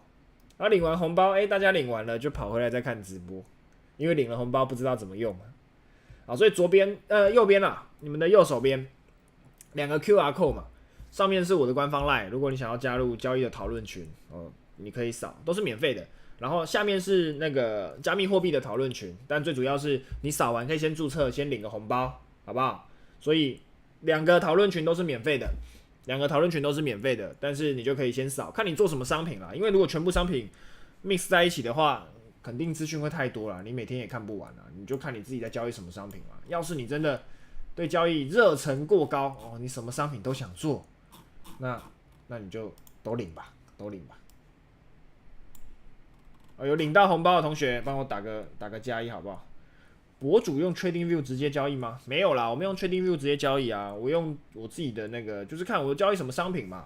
我交易加密货币，我就用这个加密货币的交易所啊。那我交易外汇或一些指数类型商品，我就用外汇的交易所啊。因为每个交易所有它的优势嘛。那交易的界面，如果我要切来切去，那个画面我要一直切，所以我直播的时候我就用 TradingView 直接让各位去看。但我交易的时候，我也是 TradingView 先规划啊，然后再切到这个下单页面当中去做啊。哎呀，你不要直接用你自己在下单的页面当中在看盘，你就会发现一件事情：行情涨你就不小心按多，行情跌你就不小心按空。你在看这个盘面的时候会一直追啦，对不对？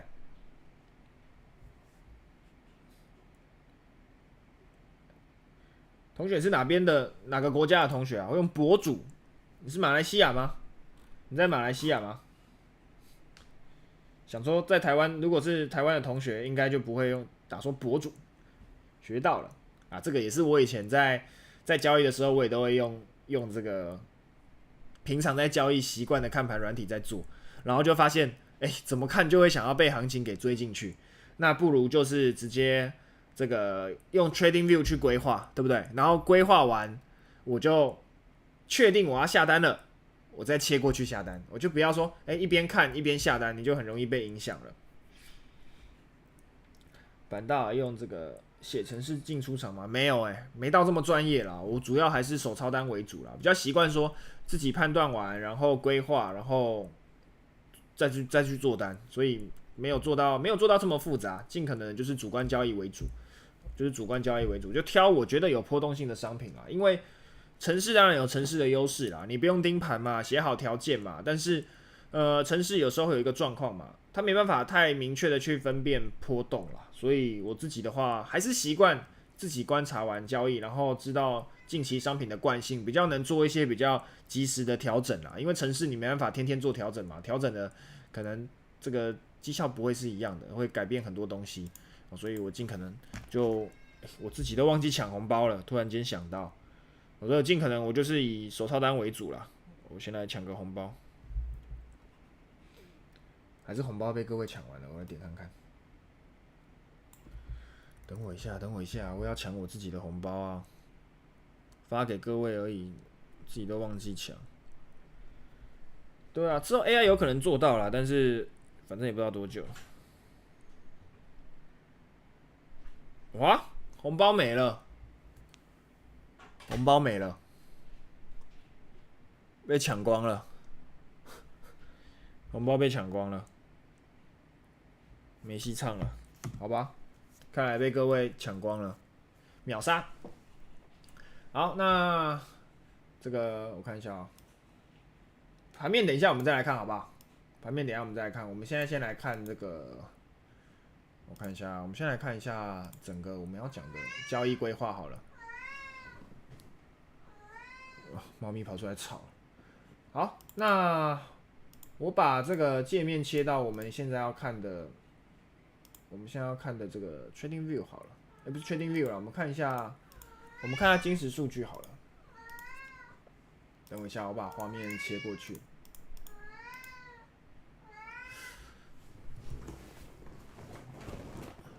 好，那画面我先等我一下，我切过来。等等啊。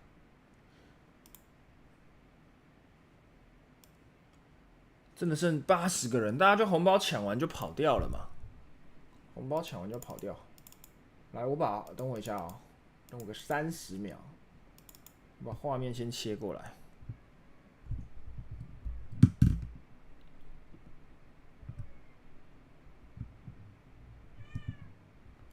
OK，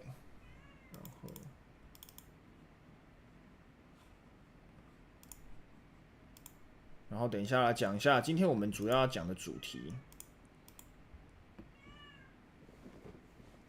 比特币已经在往下了啦，有在看的同学，你就可以等一下去注意一下。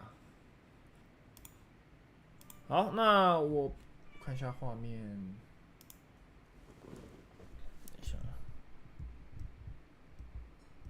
瞧一下。OK， 现在各位看得到这个吗？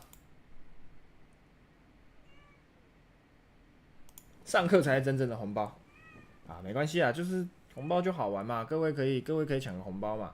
好，那各位来看一下哦，其实今天已经是7月25周五了嘛，我们把这个数据来看一下。今天呢，其实没有什么样的新闻数据要去做嘛，然后只有凌晨川普又讲了一些话嘛。但我们可以先来看一下，在下周当中有什么重要的数据可以先去关注。那同时呢，你在交易的时候也要去想一下哪一些单会受到数据影响。好像周一没有行情嘛，周二呢也还好，周三月底开始有一些数据出来了嘛。好，那下周三呢，可能要注意的是什么？美国的 ADP 就业数据，这是最重要的嘛。那如果你有做原油商品的，刚好同学做原油商品的，大概在10点半的时候也会有。那周四呢，美联储的这个利率决议，凌晨又要出来了哦，凌晨又要出来了，所以到时候各位觉得要不要开直播？各位觉得要不要开直播？觉得要的打+1啊，觉得没关系的，我要睡觉的打个+2。凌晨2点哦，我们上次美联储决议有开直播啦。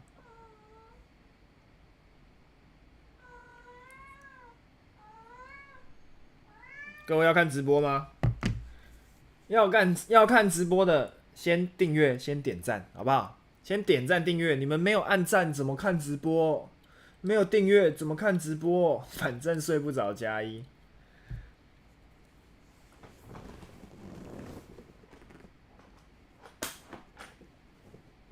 要看直播，凌晨2点想看直播，这算熬夜加班。赶快订阅按赞，订阅按赞。老师不睡我不睡，你确定这个时间我有时候常常在早上才在睡的。铁粉上次跟到凌晨4点多。对啊，上次美联储决议我们打单前面这个美联储在讲会议的时候，我还充当这个播报员，帮忙去帮大家讲一下现在的这个数据啊，讲一讲。过了到3点多，我们好不容易才下到一笔单。我下了一笔单之后，一轮才结束了，一轮单才结束。所以你如果有耐心啦，可以跟到这么久的，说不定有一些交易的机会，各位可以把握。我们这里不是什么爆单台哦，我们也不是什么名牌会有名牌的台哦，我们就是做交易，然后讨论聊交易。那真的有交易机会的，我自己会做，你做不做你自己决定，我就分享我自己的观点而已，对不对？反正上次我们大概过了2个小时吧，然后才做了一笔单，结果那笔单大概10分钟左右就获利收工了，但是等很久啦，所以当天练了很多什么，练了很多心态啊。调好闹钟，白天先睡饱。那你白天也是挺悠闲的凌晨2点有点硬，但还是先加一，有点硬还加一，但波动性是完全不一样了。所以7月31号月底，我们来这个应该说30号的晚上啦，30号的晚上，我觉得我们可以来准备一下这个直播，同时啊，在美联储决定完之后，当天的晚上又有什么失业金加 PCE，失业金每个礼拜都有，波动性很大，但这个的话呢，各位就要稍微注意一下，好，所以到8月1号周五的话呢，就非农嘛，第一周的非农，所以这个肯定也得开直播的嘛，所以这种下周呢行情特别有趣哦，所以周4、周5如果有要交易的，你好好把握，周1、周2好好睡觉，好不好？1、2好好睡觉，3、4、5好好打单，好，所以这个数据各位可以稍微注意一下。好，那我们来讲一下，终于要讲今天的主题了。过了这么久才要讲，我们才要讲到今天的主题。今天主题要讲什么？刑事税战要准备开打了。关税呢，其实不是只是像大家想象中的这些内容而已啦。我们要知道一下，关税到底谁要买单，然后呢，逃税到底谁要抓人。好，我们把这个画面，切过来一下，等一下哦。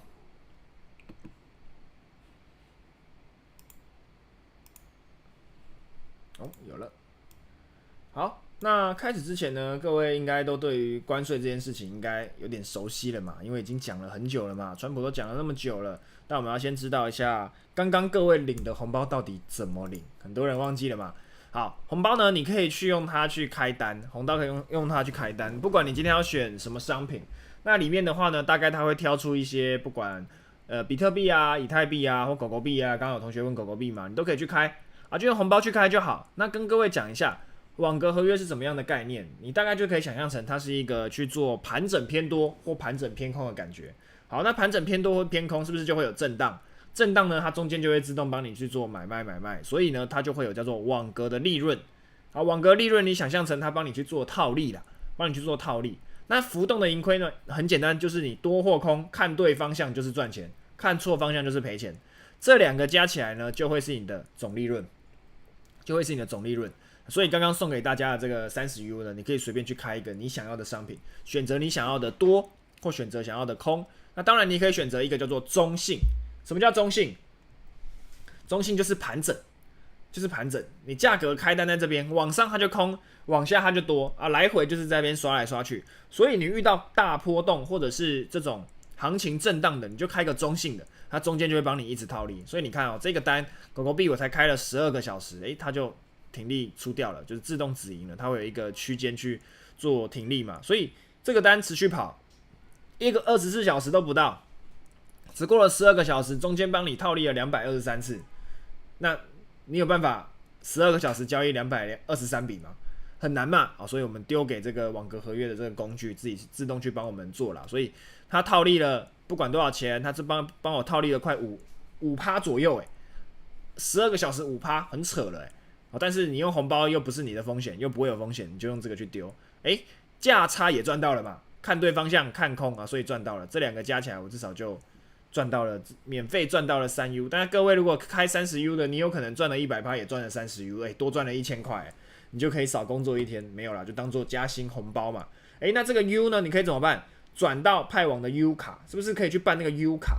它就变成一个像信用卡，绑在你的 Apple Pay， 你去 7 就可以买一杯饮料，你就可以买一个便当，就是用红包赚到的钱。那赔了怎么办？也没有差，好，赔了也没差，就是你就把它丢着就好，我就当不见了。反正每一次直播呢，我都会去给各位一些红包，让大家可以在参与行情会觉得比较有趣一点点，OK 吗？所以如果你不会的啦，我觉得你可以把这个部分先熟悉一下，大家都有领到吧？你没有领到的，现在可能也没有了，好，那我们来讲一下今天的主题就是说美国企业呢正在为川普的关税买单。就是各位有没有发现，在这个交易的过程当中，很多时候你都会听到关税美国的关税，那可能不管是对各个国家去课这些税金啊，然后对比如说车子影响很多嘛，很多人都说哇，美国如果这个关税受到影响，车价是不是有很大的落差？比如说进口不用关税，车价会跌多少？不知道嘛。好，那东西要出去，美国要课关税，那东西会涨多少？你可能都没有太大的概念嘛。那我们要知道，其实，在关税这个话题当中啊，背后啊有一个悄悄的会改变全球供应链的一个价格节奏。那我们先看一下几个消息哦，这是这2天的新闻啊，就是根据美国在这个财政部还有他们的一些关税资料，美国在今年的前7个月，就1月到7月，额外征收了多少税？你们知道吗？超过550亿美金，超过550亿美金。这些税呢，并不是说政府直接跟外国收钱哦，大家要觉得说，哇，美国跟大家国外去收关税，所以好像前7个月收了这么多钱，搞得好像他还要升关税，不就赚更多？其实不是这样，这些人呢都是从美国自己的企业付钱的，美国自己企业缴了这么多的税，那怎么付？商品一到港口，进口的商品就是你进口算是美国人要进口嘛，等于从国外进来的嘛，一到港口，美国的进口商就美国人嘛，美国的企业嘛，他就要先缴这些钱。那要缴这个钱，这也是为什么说美国的关税政策实质上不是只有打到外国，打到其他人连他们自己的企业都被打到。所以这笔钱到底最后去哪里了？企业没有办法吸收，它会怎么样？加给消费者嘛。很多人都这样想，但实际上并不是这样而已根据美国的这个数据的统计啊，就是进口的平均关税，已经从去年大概从 2.3% 左右吧，暴涨到多少 ？17%，接近5倍左右但美国的物价却没有涨了5倍啊？为什么？因为企业其实在自己去 cover 这些成本。我们来看一下，有其中一个数据，它写了什么？就是他有高盛有去分析这个数据啊，就是中国的供应商大概自己吸收了20%的关税，80%的关税呢是由美国的企业自己去承担的。你可以想象一个问题，就是说，如果今天美国想要卖东西给一个国家不管是可能最大他们卖到中国去好了，那真的中国人会全部吸收吗？不一定。那真的台湾人会全部吸收吗？也不一定。所以到各个国家都会有这种问题。但其实依照数据，就是高盛统计出来的分析来讲好了，美国出到中国的供应商大概只吸收了20%，剩下的是这个美国自己的企业去吸收的。这其实就已经颠覆了川普当初他自己讲的说中国会买单这件事情。那时候把这个关税随便调嘛，你要调我就给你一个报复性再还你，调到看谁喊的数字比较大。好，最后你就发现说中国会买单这个说法是错的。好，那这些数据背后的故事呢，其实就是我们今天主要讲的一个重点就是说美国关税到底谁来买单，并不是各个国家嘛，而是他们自己在买单。那川普那时候怎么讲？他说美国对中国要加征关税，要让中国去买单，但是美国呢，他说不要再让美国人去当这个冤大头了。但现在好像不是这么一回事嘛，就是说我们把画面拉回到美国的这个港口好了，一批批的鞋子、玩具、家具、原物料在抵达美国的时候，关税谁付的？外国的，不是这些外国的供应商，而是美国自己的进口商嘛。所以这个550亿的关税呢，就是我们刚刚讲的这个话题嘛。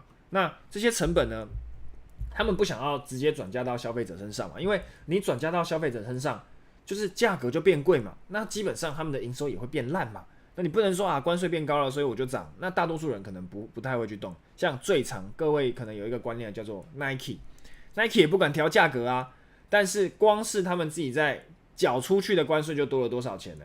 像美国有一间叫做通用汽车，通用汽车在第2季的关税就缴了10亿美金了，还没有调价格。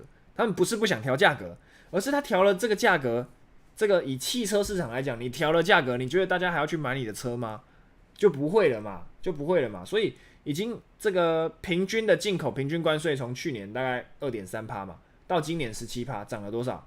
接近8倍，7倍8倍，这不是一个小数字。所以这些企业如果要自己去持续硬吞这些东西的话，那后面各位有在关注美股的，你可能关注相关的商品的，你可能就要特别注意一下。当今天这些企业什么时候撑不住了，你可以把它当成是一个热锅上的蚂蚁的感觉，一边是税，然后一边是利润，最后呢才会变成说物价啊、CPI 啊这些都会利率啊都会有影响嘛。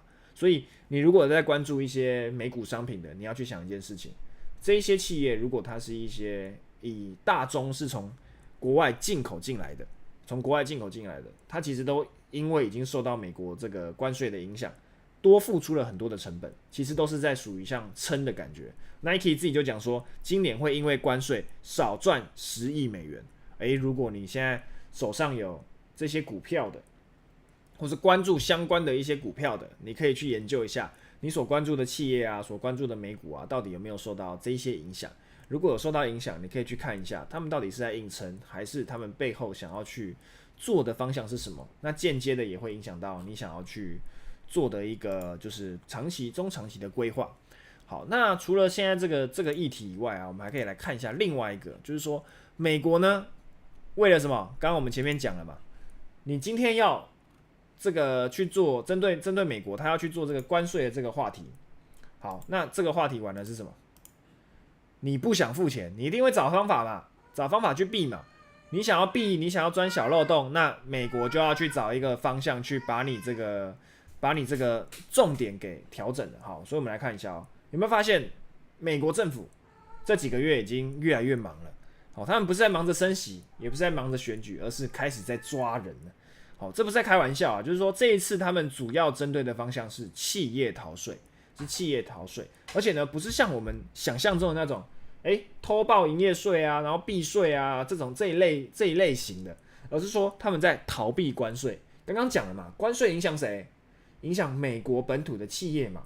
但是川普就直接来硬的了，就是如果你现在想要敢给我逃避关税，那我直接从罚钱这件事情变成什么？直接把你抓走了。好，怎么逃？市场里面有很多小动作可以去做嘛。逃税最简单的方式，第一，如果他们觉得说中国进来的成本的东西比较低嘛，很多东西从中国进的嘛，全世界很多东西都中国制的，那直接进来关税变超贵，对不对？那怎么办？我先把商品这个邮轮运到哪里？我可能运到个越南好了，再从越南回到美国，那产地变哪里？变越南了嘛？关税是不是比例就不一样了？还有嘞，如果电子产品美国报超高的，这个税超高的，那它把它变成什么？玩具。那电子产品的课税，它的关税可能15%，玩具变多少？变5%。哇，来来回回，你以为一个货柜多少钱？一个货柜如果$1000万好了，里面价值$1000万，差5%，15%变5%，差10%就多少了？就差几千万台币的感觉了。好，所以为什么大家在美国的企业，他已经都知道说这个利润受到关税很大的影响，会不会想办法去钻个小漏洞，或者是找个方法？肯定会嘛。但是美国其实就针对这些东西一直在加压，一直在准备动用更严格的手段去规避这些方式。好，所以以前这件事怎么处理？就是查到你就补税嘛，罚钱嘛，就没事了嘛。所以以前就会有人这样，把整批的货拆，就是单报，然后把价格报低，然后关税就降低，又可以避免说什么不会被查嘛，因为你大批的货柜进来肯定被查嘛，那我一点一点进来，那就比较不会被查嘛，价格又可以压低嘛，所以你就会发现说，以前这些人用这些手段在避开这些税务的问题啊、关税的问题啊，现在没办法了，就是美国的司法部门呢已经开始着手调查相关的这些税务、关税的这些案件了，而且比较以前啦，他们现在直接提起什么刑事的指控哦，所以不是只有罚钱哦，就这些企业有可能直接变成要坐牢哦，而且美国不是一个小部门在处理哦，他们组成的一个团队，就包含什么联手海关就 CBP， 然后国土安全部那个 DHS， 还有这个司法部3个部门一起处理哦，所以他直接跟你讲，就是我们现在要追查的就是那些蓄意想要逃避关税，然后呢虚报产地，还有低估价值这几种行为，因为这几种行为是常态来讲啊最常去遇到啦。那当然不是只针对什么，不是只针对目前他们要美国的进口商哦，整条供应链一定都有办法被影响嘛。比如说谁报关行嘛，你进来报关的这个海关的报关行嘛，还有呢货代跟那个转运中心嘛，你肯定就是帮忙一起在做这些手脚的嘛，才有办法让这个企业甚至金融机构也有可能会涉案在里面嘛。所以这一些环节当中，美国现在都动用这些刑事的手段，要把这些就是一开始在避关税的人，或者是避关税这些行为呢，开始去做了。因为美国自己去算啊，这类的行为呢，让美国每一年的这个政府的关税营收减少了上百亿美元，多少？几千亿台币啊，甚至接近兆。所以少赚了那么多钱，美国政府现在已经觉得准备要开始，川普觉得不行了，你们在搞这些手段，他要用更严格的方式去控管这些事情，而且那些司法部啊，已经开始在调查拜登拜登在当总统的时候，拜登政府这个期间所留下的数千笔的进出口的记录，准备呢一波波这些名单先拉出来，准备先开刀。所以呢，有一些企业呢已经收到了一些他们的可以算是他们的国税局或他们的司法部寄来的函件，然后要求他们要去说明一下，你交易的对象是谁，然后你实际的产地在哪里，有没有相关的一些资讯，比如说图片啊，相关的一些报关时的商品分类啊，或者你跟这些公司有没有实际的关联啊？这已经不是一个像是例行公事的感觉，就是它已经在算是一个打击模式了，它已经挑出一些名单，准备要去处理他们了所以为了是什么杀鸡儆猴嘛，让这些后面的这些进口商避免再用同样的手法再去想要让美国能够少赚这些钱所以这个川普政府为了赚这些钱开始越来越严格了，所以各位也可以去注意一下，很多的产业会开始受到这些影响，因为毕竟我觉得很多的产业他们一定会有走这些漏洞的问题啦。你会发现很多东西它并不是直接比如说它要从中国进口，它不是从中国直接寄到美国去，它一定是先绕一圈嘛。那绕一圈这个行为呢，现在不行了，你就会发现很多的东西呢，产地开始改变了。那也会因为关税的东西可能会有些不同。那我们要知道一下，就是这一波的这个美国动用刑事手段的这个打击会造成什么样的市场效应？第一个，在短期内呢，供应链的转移可能会加速，就是很多的企业呢会加快不管从中国或从其他一些关税比较高的国家开始外移，然后为了什么？如果他要出到美国，那他一定要得把这个关税的问题先解决嘛。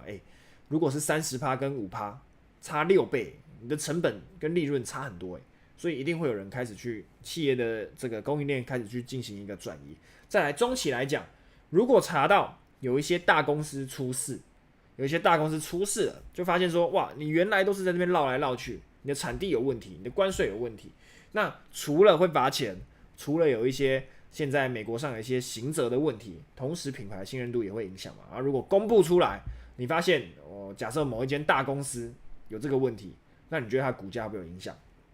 一定会嘛，而且它可能过去几年就在做这样的动作，那出来会不会有影响？一定会嘛。那长期而言呢，这是一种在税制上风险的提升当然，这个供应链透明化，它也是一种压力的开始你就不会说，这个产业要绕来绕去。那如果你有办法更透明的让它供应链然后让它所有的关税成本更清楚的话，那这肯定还是需要一段时间的磨合。所以，如果你有关注相关的企业的或者你自己在关注一些美股的商品的话呢，你可以去看一下你所关注的公司有没有这样的问题。所以这不是只是一个像政策的改变，而是一个执法方式的改变。就以前企业在躲这些模糊地带，现在可能变成说你一个转运港的资料没写对，你就完蛋了，他就直接把你过去几年就给你查水表了，你的账全部拿出来，过去3年所有进出口的资料，哪一个你拿得出来，拿不出来，那拿不出来的你就完蛋了，要么罚钱，要么刑责所以对整个公司，它现在大家的进出口会变得更谨慎一点点。那对谁影响最大？有中国供应链的美股公司各位可以去挑一下这些。好，物流、转运跟报关相关的产业也会有影响。那第三个是高毛利率，但对于品牌的这个产地会影响很大，像什么服饰，还有科技。服饰跟科技这个是产地影响很大嘛？各位觉得中国制跟日本制感觉就不太一样嘛，成本当然也不一样嘛。所以这一些国家呢，这些国家的产出的这个商品会对应到他们这些美股的公司都会有影响。所以这几个点呢，各位可以去稍微注意一下，因为如果你有在看美股的啦，这个肯定是你得去关注的啦。OK， 好，现在10点半，我们可以回来看一下，继续看一下我们的盘面的，因为这个关税的议题蛮重要的。如果你没有关注这些议题的话呢，你会发现很多时候出现大事件的时候，你才反应，绝对是来不及了啦。那我们当然不要让各位能够这么晚才知道。好，那我们来看一下，我来切到 Trading View。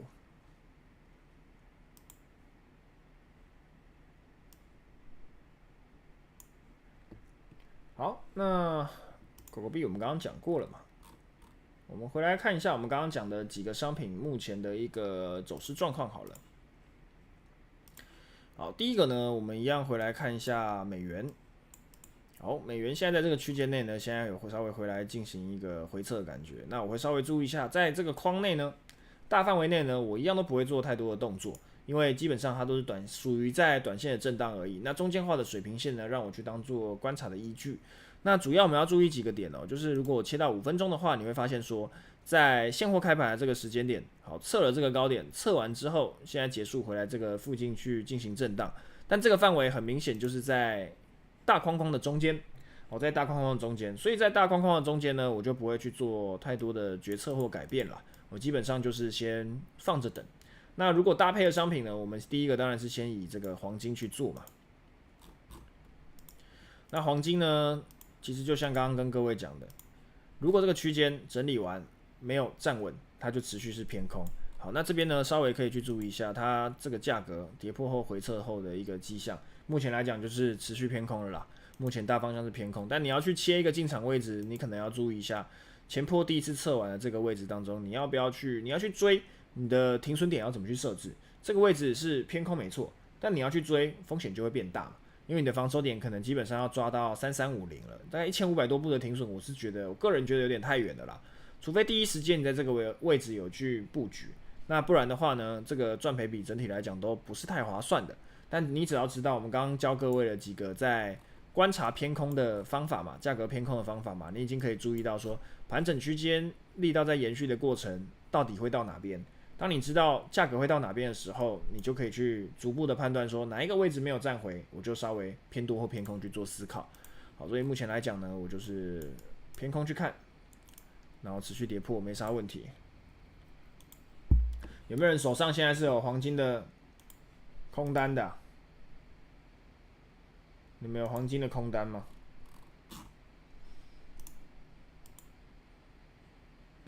好，我刚进来的同学帮我点个赞，然后追踪一下，你帮我点个赞，然后订阅一下，因为你有点赞订阅，你才不会下次直播的时候还就跳过了。哦，不错不错，有很多人点赞，太好了太好了。你要点赞，下一次直播才会那个啊，你才会跳通知啊。好，那我们再来看，刚刚他有讲什么？比特币，对不对？比特币，那比特币我刚好用另外一个图表去规划的。来，锤子有没有用？锤子有用嘛？不锤它要干嘛？我来看一下，我刚刚有小下了一笔单，我来看看，53%，还行。这个53%了，我们的比特币我进在哪里？大概15800啊，没有位置没很好，因为我们中间才做，打了一小段啊。但是如果你想要，我觉得这成本对我来讲稍微有点差，所以我就可能要先把它提早出掉。我把这个图分享到群里好了，有做的你就会知道了。各位还没加入加密的群的，扫右边底下那个 QR code 啊，你要加入外汇的群的，就右边上面，好不好？右上的 QR code 是外汇的群，右下是加密的群。好，我把这个直播我们在打的单丢上来。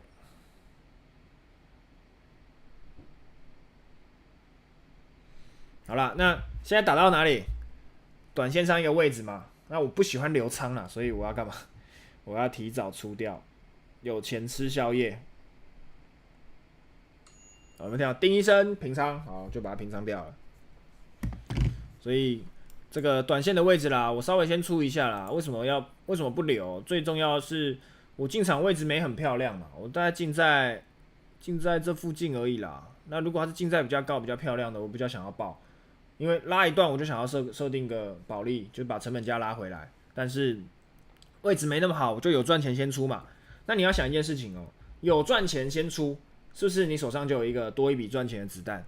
那有这个子弹，我们再去想说下一笔要用这个子弹，不管去复利哦，不管去就只拿赚钱子弹来打了，你就不会有什么停损的心态，然后停损的这个焦虑啦。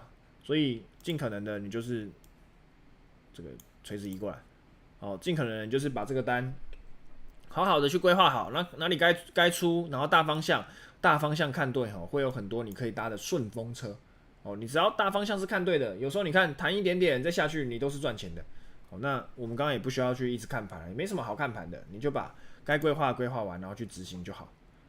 OK 吗？所以比特币大概这样，以太币虽然也是偏空啦，但是刚刚来讲啦，我觉得位置没那么漂亮啦，这边去做就真的比较偏逆势一点点。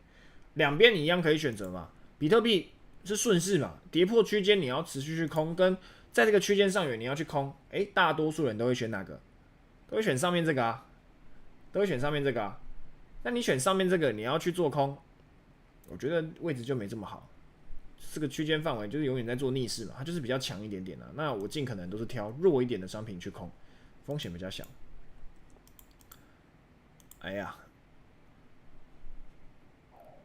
刚刚谁问的白银？注意一下你想做的商品，你想做的商品出来了。这个超单的城市是什么 ？Trading View 啊，Trading View 啊。我把那个要不丢个 Trading View 连接给你们。因为如果你用我的 Trading View 连接，这不是 NT 啦，这 Trading View 啦。你用我的 Trading View 连接会之后会送多少？送个15U 吧，$15吧，就看你需不需要啦。你反正用 Trading View 看盘很简单啦，很清楚啦。哦，丢上来给各位啦，看盘软体 Trading View。免费的 Trading View 就是免费的，你把这个用 Trading View 来规划是很方便的，不一定你都要用你自己习惯的这个下单软体来看盘，因为下单软体有时候看盘它不一定是这么好去规划。那我是觉得说，你就用固定的看盘软体，因为 Trading View 不管手机啊、平板啊、电脑啊都可以用嘛，然后它规划也可以同步啊。那我觉得这样会比较方便一点点啦。有一些刚进来的同学，帮我点个赞，帮我点个赞，帮我直播点个赞，然后订阅一下，这样下一次你就不会，你就直播有直播就会跳通知了，好不好？我自己习惯用 Trading View 规划啊、看盘啊，连不进去，真的假的啦？我看看，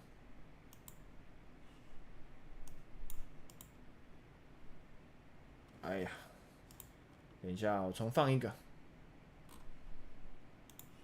我直接把我这个 Trading View 分享的链接给各位好了，推荐给朋友。所以以后你要，我就是推荐的朋友都会拿到15U。好，我把这个，等一下，我把这个移除，换这个。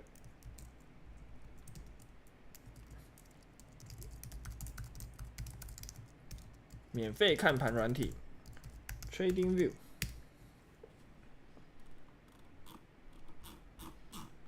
所以你可以去看一下这个 Trading View 看盘很方便啊，就是像我们在规划啊，或者是说像我们在做不管是交易上的多空的判断啊，或者是说你要去做一些比较多工具或技术指标都会有，所以你有这些东西再去交易才比较好嘛。OK 吗？所以白银刚刚规划完，行情马上就出发了呢，是不是就比较像是我们刚刚讲的？你先想好，在跌破之后我要怎么去做规划？你看9点半开完开始跌破第一波，那你就可以从这一块开始去做思考了，不一定要第一时间直接去做嘛，你可以等看看怎么样去等那个交易机会嘛，不用第一波什么都要做。有些同学就是第一波我都要做，然后呢你就乱掉了，我不需要做这么急啊。好，还没有加入社群的，我一样丢个链接给各位，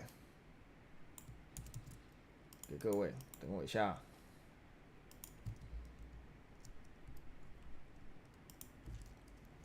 这个外汇社群的，你可以点上面这个，然后加密社群的，你可以点这个。好，这两个社群呢，各位都可以先加入啦。不然你没有加入社群的，有时候如果没直播，你不就没办法参与了啊？社群都是免费的，你可以自己扫这个右边的 QR code， 扫右边的 QR code 就可以加入，好不好？我把那个连结已经丢给各位了。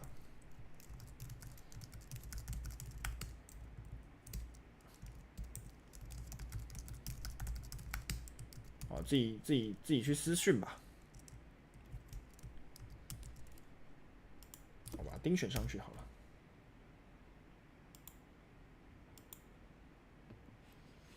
好，这个白银持续往下没什么问题，比特币卡住了哦，所以我们刚刚这个空单出一出是 OK 的，空单赶快出一出是 OK 的。以太币呢也差不多，这边也是一个短线的位置哦。然后黄金呢持续偏空，没啥问题，没有什么，目前没有什么好去切入的。如果你中间才要去追，有点晚了，目前这边去追有点晚了，风控我觉得不太好抓了。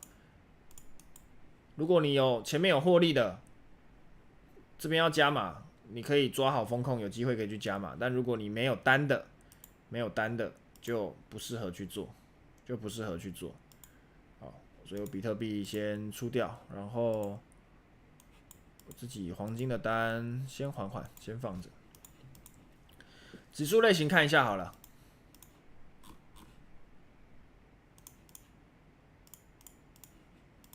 指数我们主要看道琼跟纳斯达克嘛。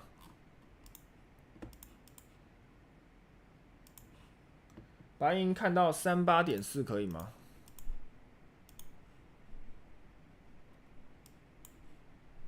我们不是有规划目标吗？我没规划，看一下。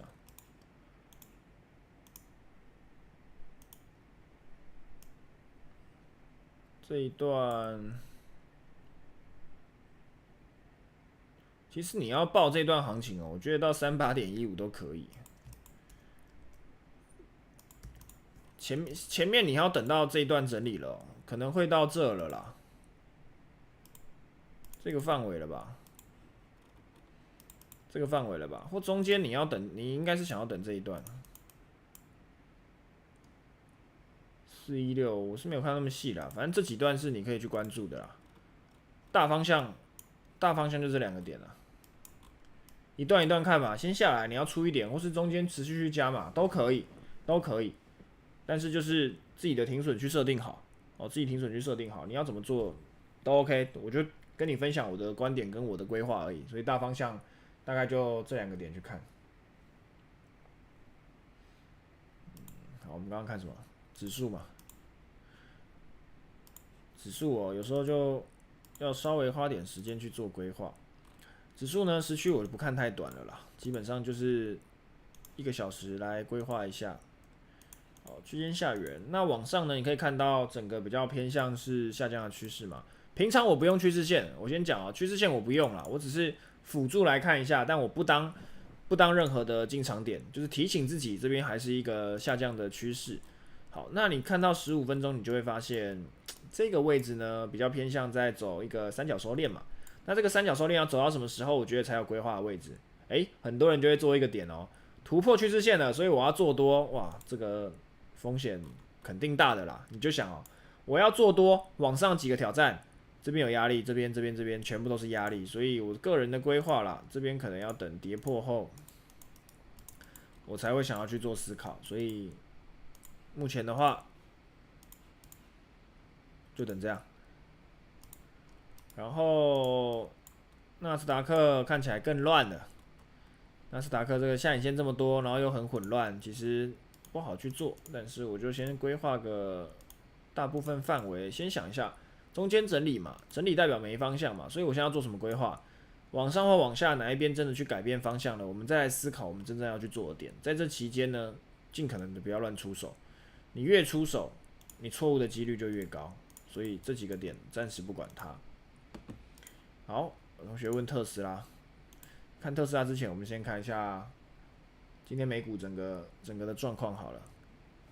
好，你看到全部都是灰色的，你就发现一件事情叫做不上不下。好，大多数的行情都在1%内去震荡。好，这些都是美股比较大的一些全指股哦，所以全指股都没方向，大方向没有波动的话，一些其他你有做一些比较小型的，不容易被拉起来。好，那我们来看一下，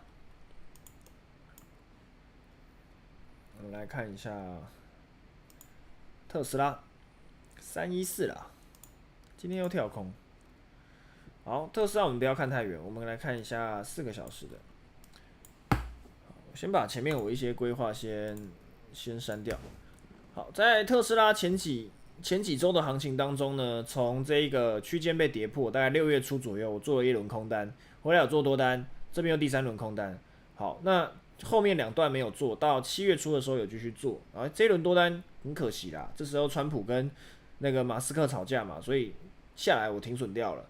好，那中间就不敢再去接了，结果爬到一个我们现在观察点，现在要回来区间。好，所以这个位置当中呢，现在其实回到哪里？一个你也看不清楚的位置，乱七八糟的位置。那请问这边我会怎么做？直接放掉不做，直接放掉不做。现在呢，能够让我观察的区间呢，就是除了上面在像昨天到这个334左右的位置，可能是我会去观察的点。那底部呢，大概就是在293了。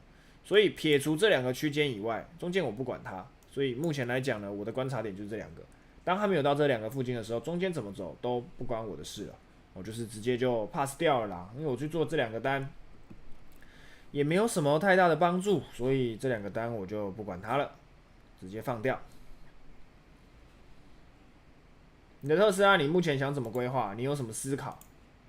你可以你可以说一下，然后我可以帮你看看有没有什么样可以一起讨论的，或需要调整的。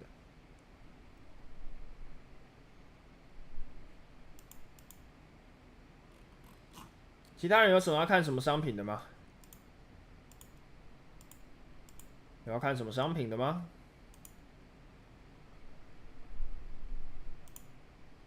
回撤前低可以接，先等回来再说嘛。你说的前低是哪一个前低？今天开盘的前低还是在294？2个点是落差很大的哦。你进在300多，跟进在294，价格差很多哦。我自己是觉得先回来到290左右这个范围，你再来思考啦。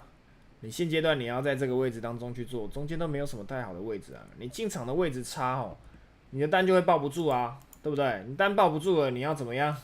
你要怎么样去做？就会卡住啦。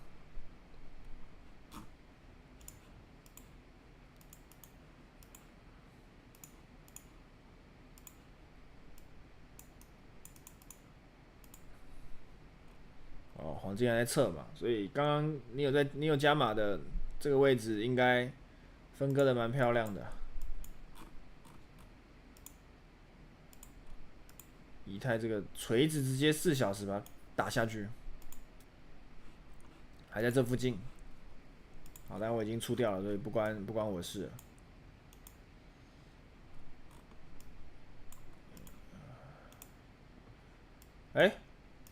你的白银，那个陈哈点，你的白银到了吧？到了吧？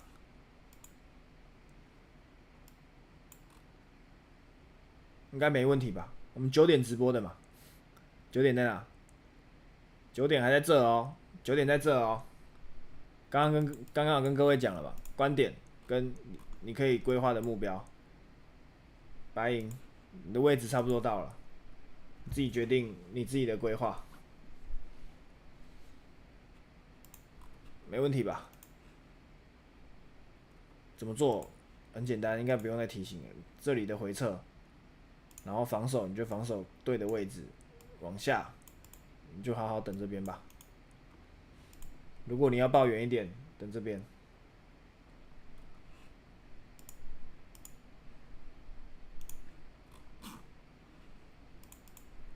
然后黄金也是一样，所以黄金跟白银目前走势蛮接近的，白银更弱一点，所以你刚刚白银有做空的这个波动性会对你比较有利一点。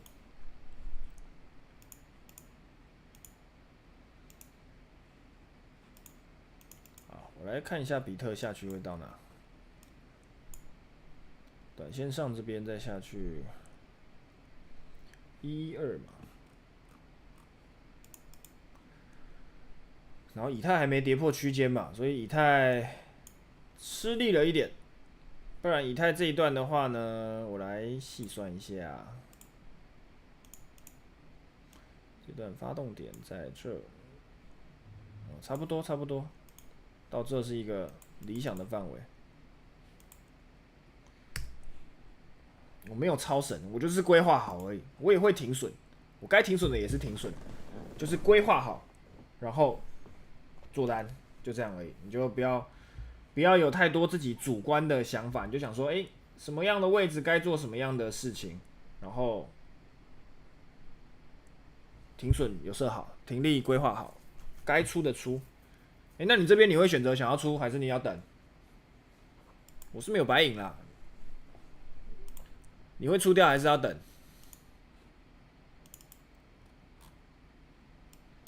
因为这个位置是一个小挑战的啦。如果你短线单你要报或者要等，也都不是不行啦，就是你自己思考好嘛。反正我也没有那个白银的单。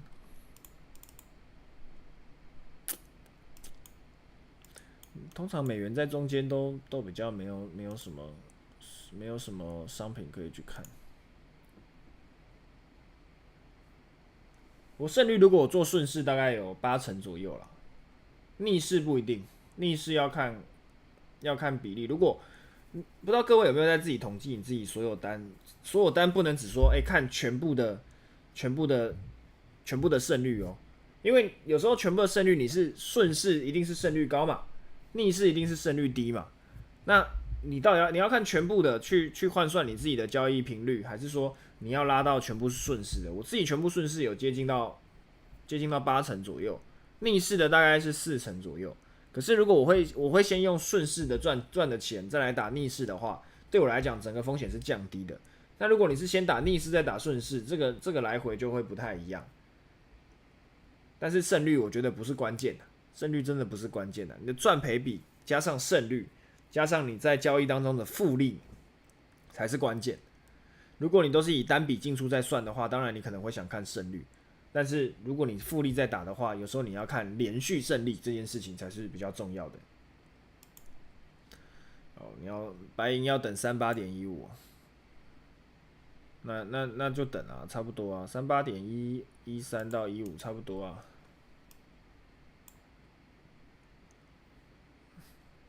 如果是我这边可能会先出一些啦，不一定每天波动都那么大嘛。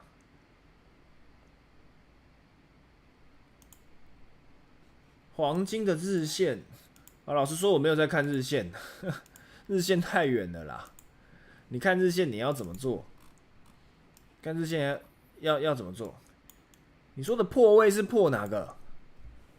我不太知道说这个破位的定义是什么因为我在交易上比较没有破位这个词的定义。对我来讲，就是短线上你可以观察到趋势线。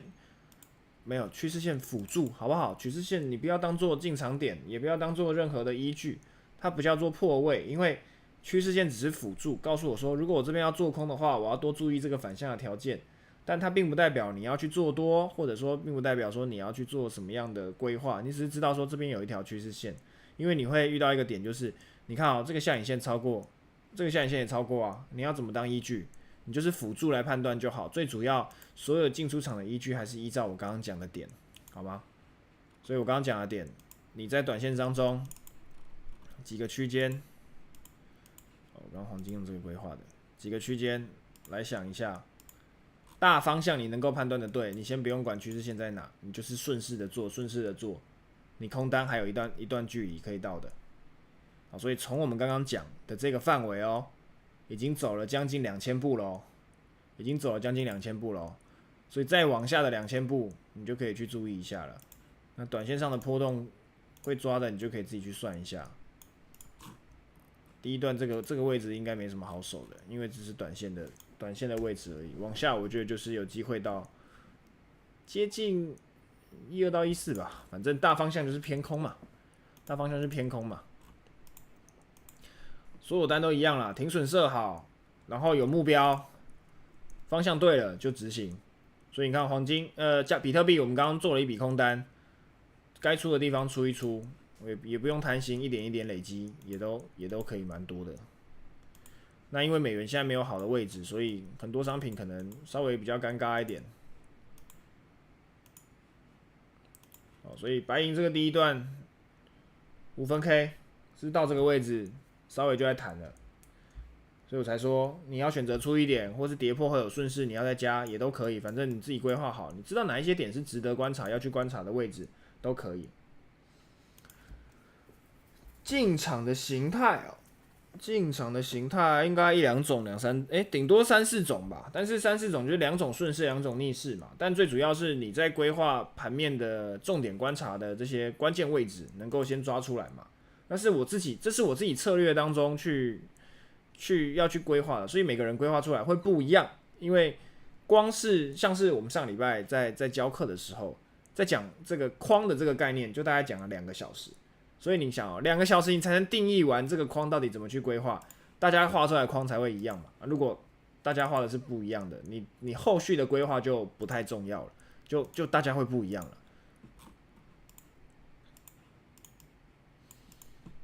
那个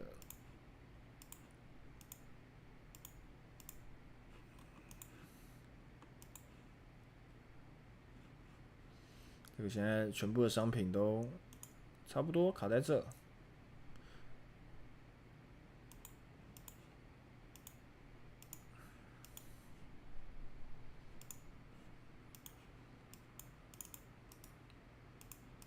指数就卡在这了，我猜今天应该很难有什么样的机会了啦，没什么好去追的。美股当冲比较少，因为美股的波动性呢，大多数都可以做到隔日，所以当冲比较少。我通常都做个2天到3天吧。特斯拉也是一样啊，大概我持有单的时间可能都是2天到3天。美股不会做太短线。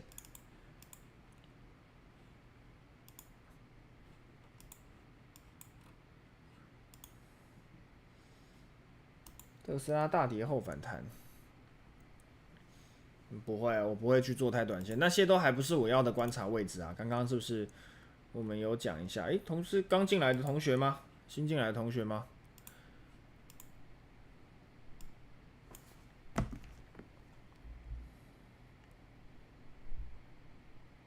看一下。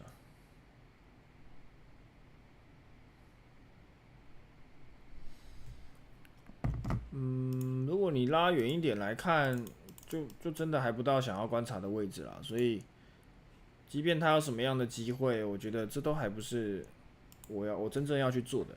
你要记得，交易当中就是做你看得懂的，然后规划得了的，再去做。NVIDIA 跌完之后又回来了，又创高了，天天在创高。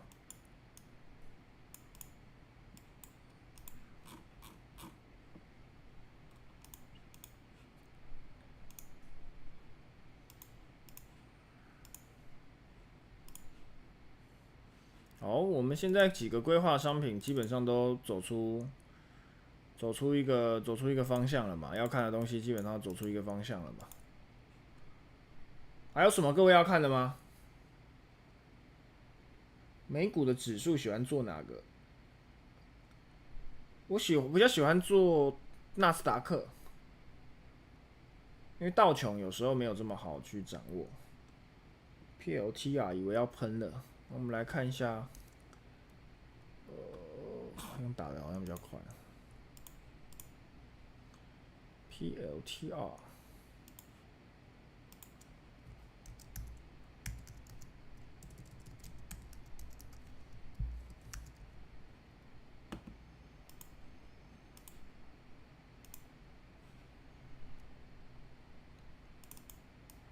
不是喷了吗？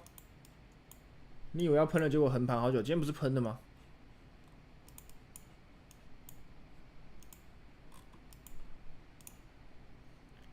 其实一样的观点嘛。你看哦，如果我们时区拉4个小时，你会发现价格在这个时区当中去走，它原本在这边进行整理，可是大方向偏多，在往上回撤的过程没有什么太大的改变嘛。好，所以像这个位置当中呢，如果我们稍微微调一下，你来算一下这个范围的区间，拉上去震荡你才上车，所以你可能进的位置是起涨点这附近嘛，所以你大概抓一下啦，166吧，166有机会了，所以我就拉这个 range，166有机会了。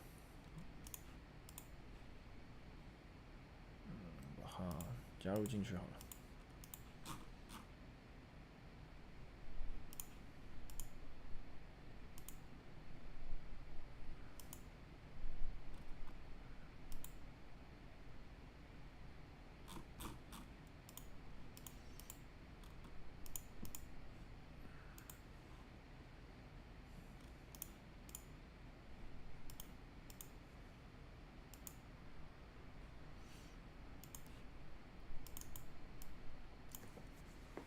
平均振幅抓162到164，差不多啊，164到166也差不多啦。你如果自己有规划好的目标就等啊。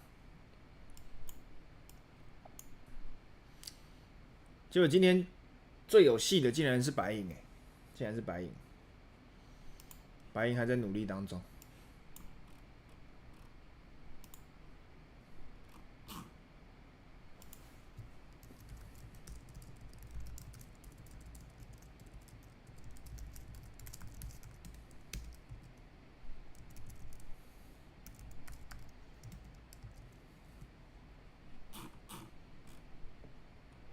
有人要看什么商品吗？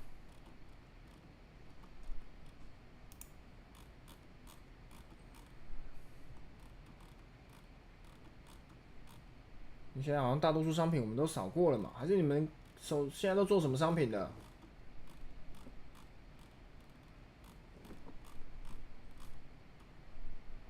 我今天除了刚刚做了一轮以外，然后前2天打了以太币，好像也没啥单可以去做了。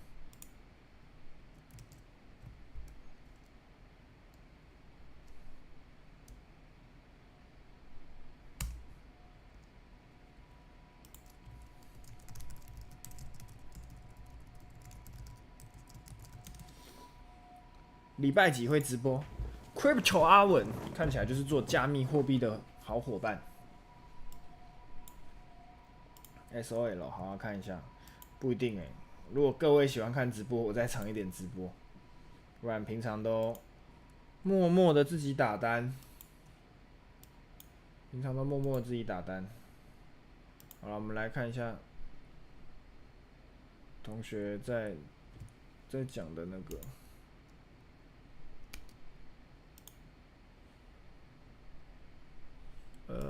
SOL 在哪？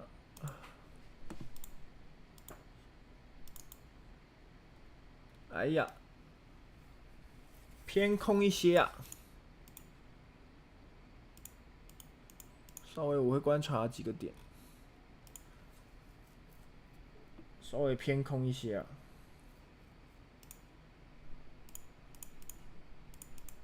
但中间震荡了一下啦，如果要空，我自己会想等跌破后再来空啦。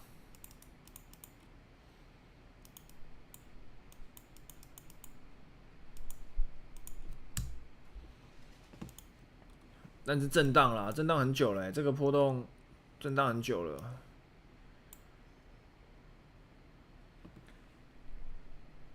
老师，请问你的规划方式适合所有商品吗？你没看我所有商品都做了，我从美元做到黄金，做到比特币，所以那个货币类型，黄金、加密货币，到指数、道琼、纳斯达克，到美股，我们不是全部都做了，到台股也差不多啊，全部商品都做啊。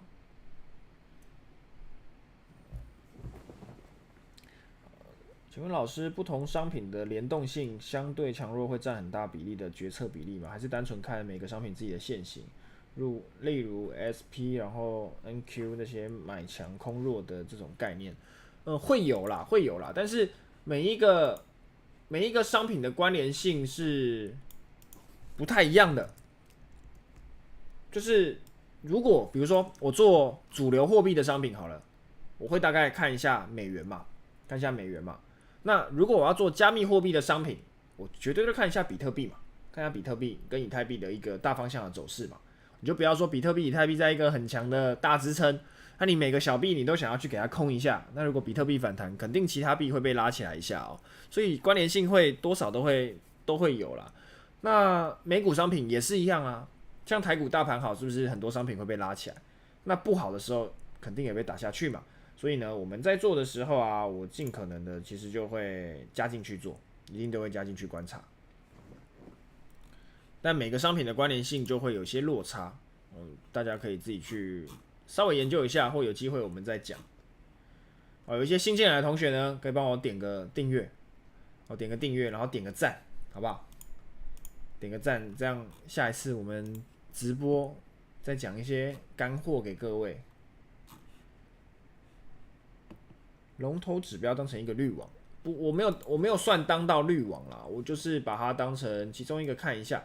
如果落差太大，比如说大盘超烂，那如果我要做多，我就会耐心等一下，也不能当做是一个滤网，因为滤网是尽可能有明确条件，但我没有把它当成是一个太明确的条件了。哎呀，出完就反弹啊，反正还好，刚刚出一出，你不用花时间再等。白银也继续往下。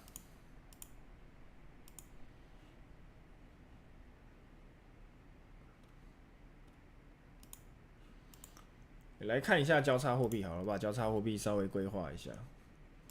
这礼拜都还没有看，没变，没啥好看的，卡在中间，真的都卡在中间。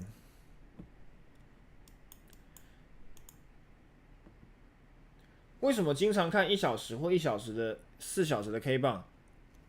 不然你要看什么时区？看很短的吗？看很短的没有什么意义吧？你要做到超级短线吗？我觉得1小时跟到15分钟其实是一个比较算是观察频率比较舒服的节奏啦。你看5分钟，你不会觉得很烦吗？你看5分钟这样一根 K 棒，每一根 K 棒在那边跑来跑去，你不会觉得很烦吗？就没有什么波动嘛，对不对？所以这个波动，我觉得没什么好去做的啦。你要把时区转到远一点点啦，拉到远一点点啦。如果远一点点的，我们再来看一下，那个我们在交易的频率，因为这种没有波动，你拉很长没有用啊。因为我现在交易方式比较不一样啦，所以有时候以前我一开始会看均线去做嘛，但是均线的波动没有这么好做的情况下就不适合啦，就不用均线去做了嘛。那策略有调整的情况下，我就旧的一些交易的模式修改了，我就不太会用了，我不想留一些旧的。因为如果有同学问我说，均线怎么用，还是哪一个指标怎么用，但我现在就不用指标了嘛。那用指标，我觉得交易都有盲点了。所以你看，现在几个在4小时观察的交叉货币就没波动了，都没波动了，所以一个礼拜少个1次2次，我觉得就差不多了。所以就不要花太多时间在盯，因为一直盯的话呢，就没有什么太大的帮助。来，刚刚各位有问几个商品的，其实大多数的规划都已经有稍微跑出一段了。我稍微跑出一段了，所以呢，你在思考的时候呢，就要去想一下，如果这个行情跑出去了，行情跑出去了，是不是你在做的时候，你就要想说，什么样的位置回撤有机会我再去补单？如果没有的，当然就不用管它。那你看如果我们单纯我们刚刚不要用1个小时4个小时去看，你用5分钟去看，你会发生什么状况？你的眼睛看的范围就这么大，这个只是很多人在吸引你眼球在做的事情而已，看涨你就觉得涨，看跌你就觉得跌。那你眼睛才看最近一整天，这刚好是最近一整天的盘面，可能还 OK。但你看今天一整天的要干嘛？你一定要看到更远一点的趋势嘛。你单只做日内而已嘛。你可以大方向先看，再看小方向，小方向好的位置再去切入。你只看小方向，你肯定会忘记一些大方向的这个要注意的细节，所以我会比较习惯用1个小时看。那1个小时看呢，你不用一直去调整你要去画的图跟画的规划嘛，你可以比较轻松的去找到好一个适合的位置，然后呢再去切入就好了，就不用盯得太紧。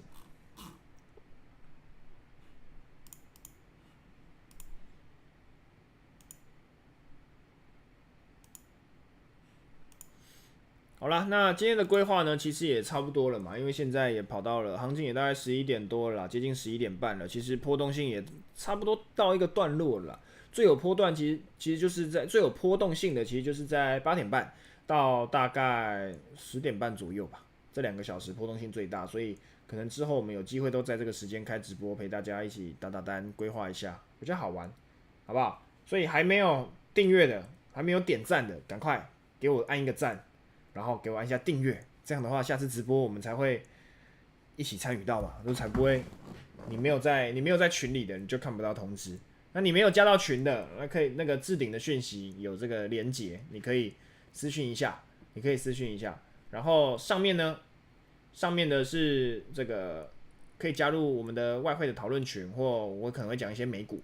然后底下的这个呢，是我们在这个加密的讨论群，因为货币把它分开一下。好，感谢订阅，感谢新同学订阅。好，或者订阅完可以一起进来社群讨论嘛，可以一起进来讨论。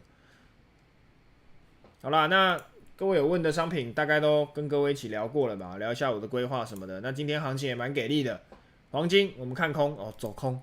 比特币呢，看空做空，赚到还出在最低，空单至少赚了一个宵夜钱。哦，多或少不重要，你先学会这一次怎么做，这次的观点是什么。然后呢，就是有同学做白银，白银位置也还不错，持续往下哦，祝你到你想要的目标，我觉得有机会啦。那至少啦，这个大段的下去，肯定你的利润也是跑了不少啦。虽然我自己没做到啦，不过就是刚好陪各位一起规划到，有赚到的也恭喜你。OK， 那指数类型的商品呢，刚刚讲过了嘛，区间压在哪边，哪边要观察都还没到，所以这个就不再是我们的。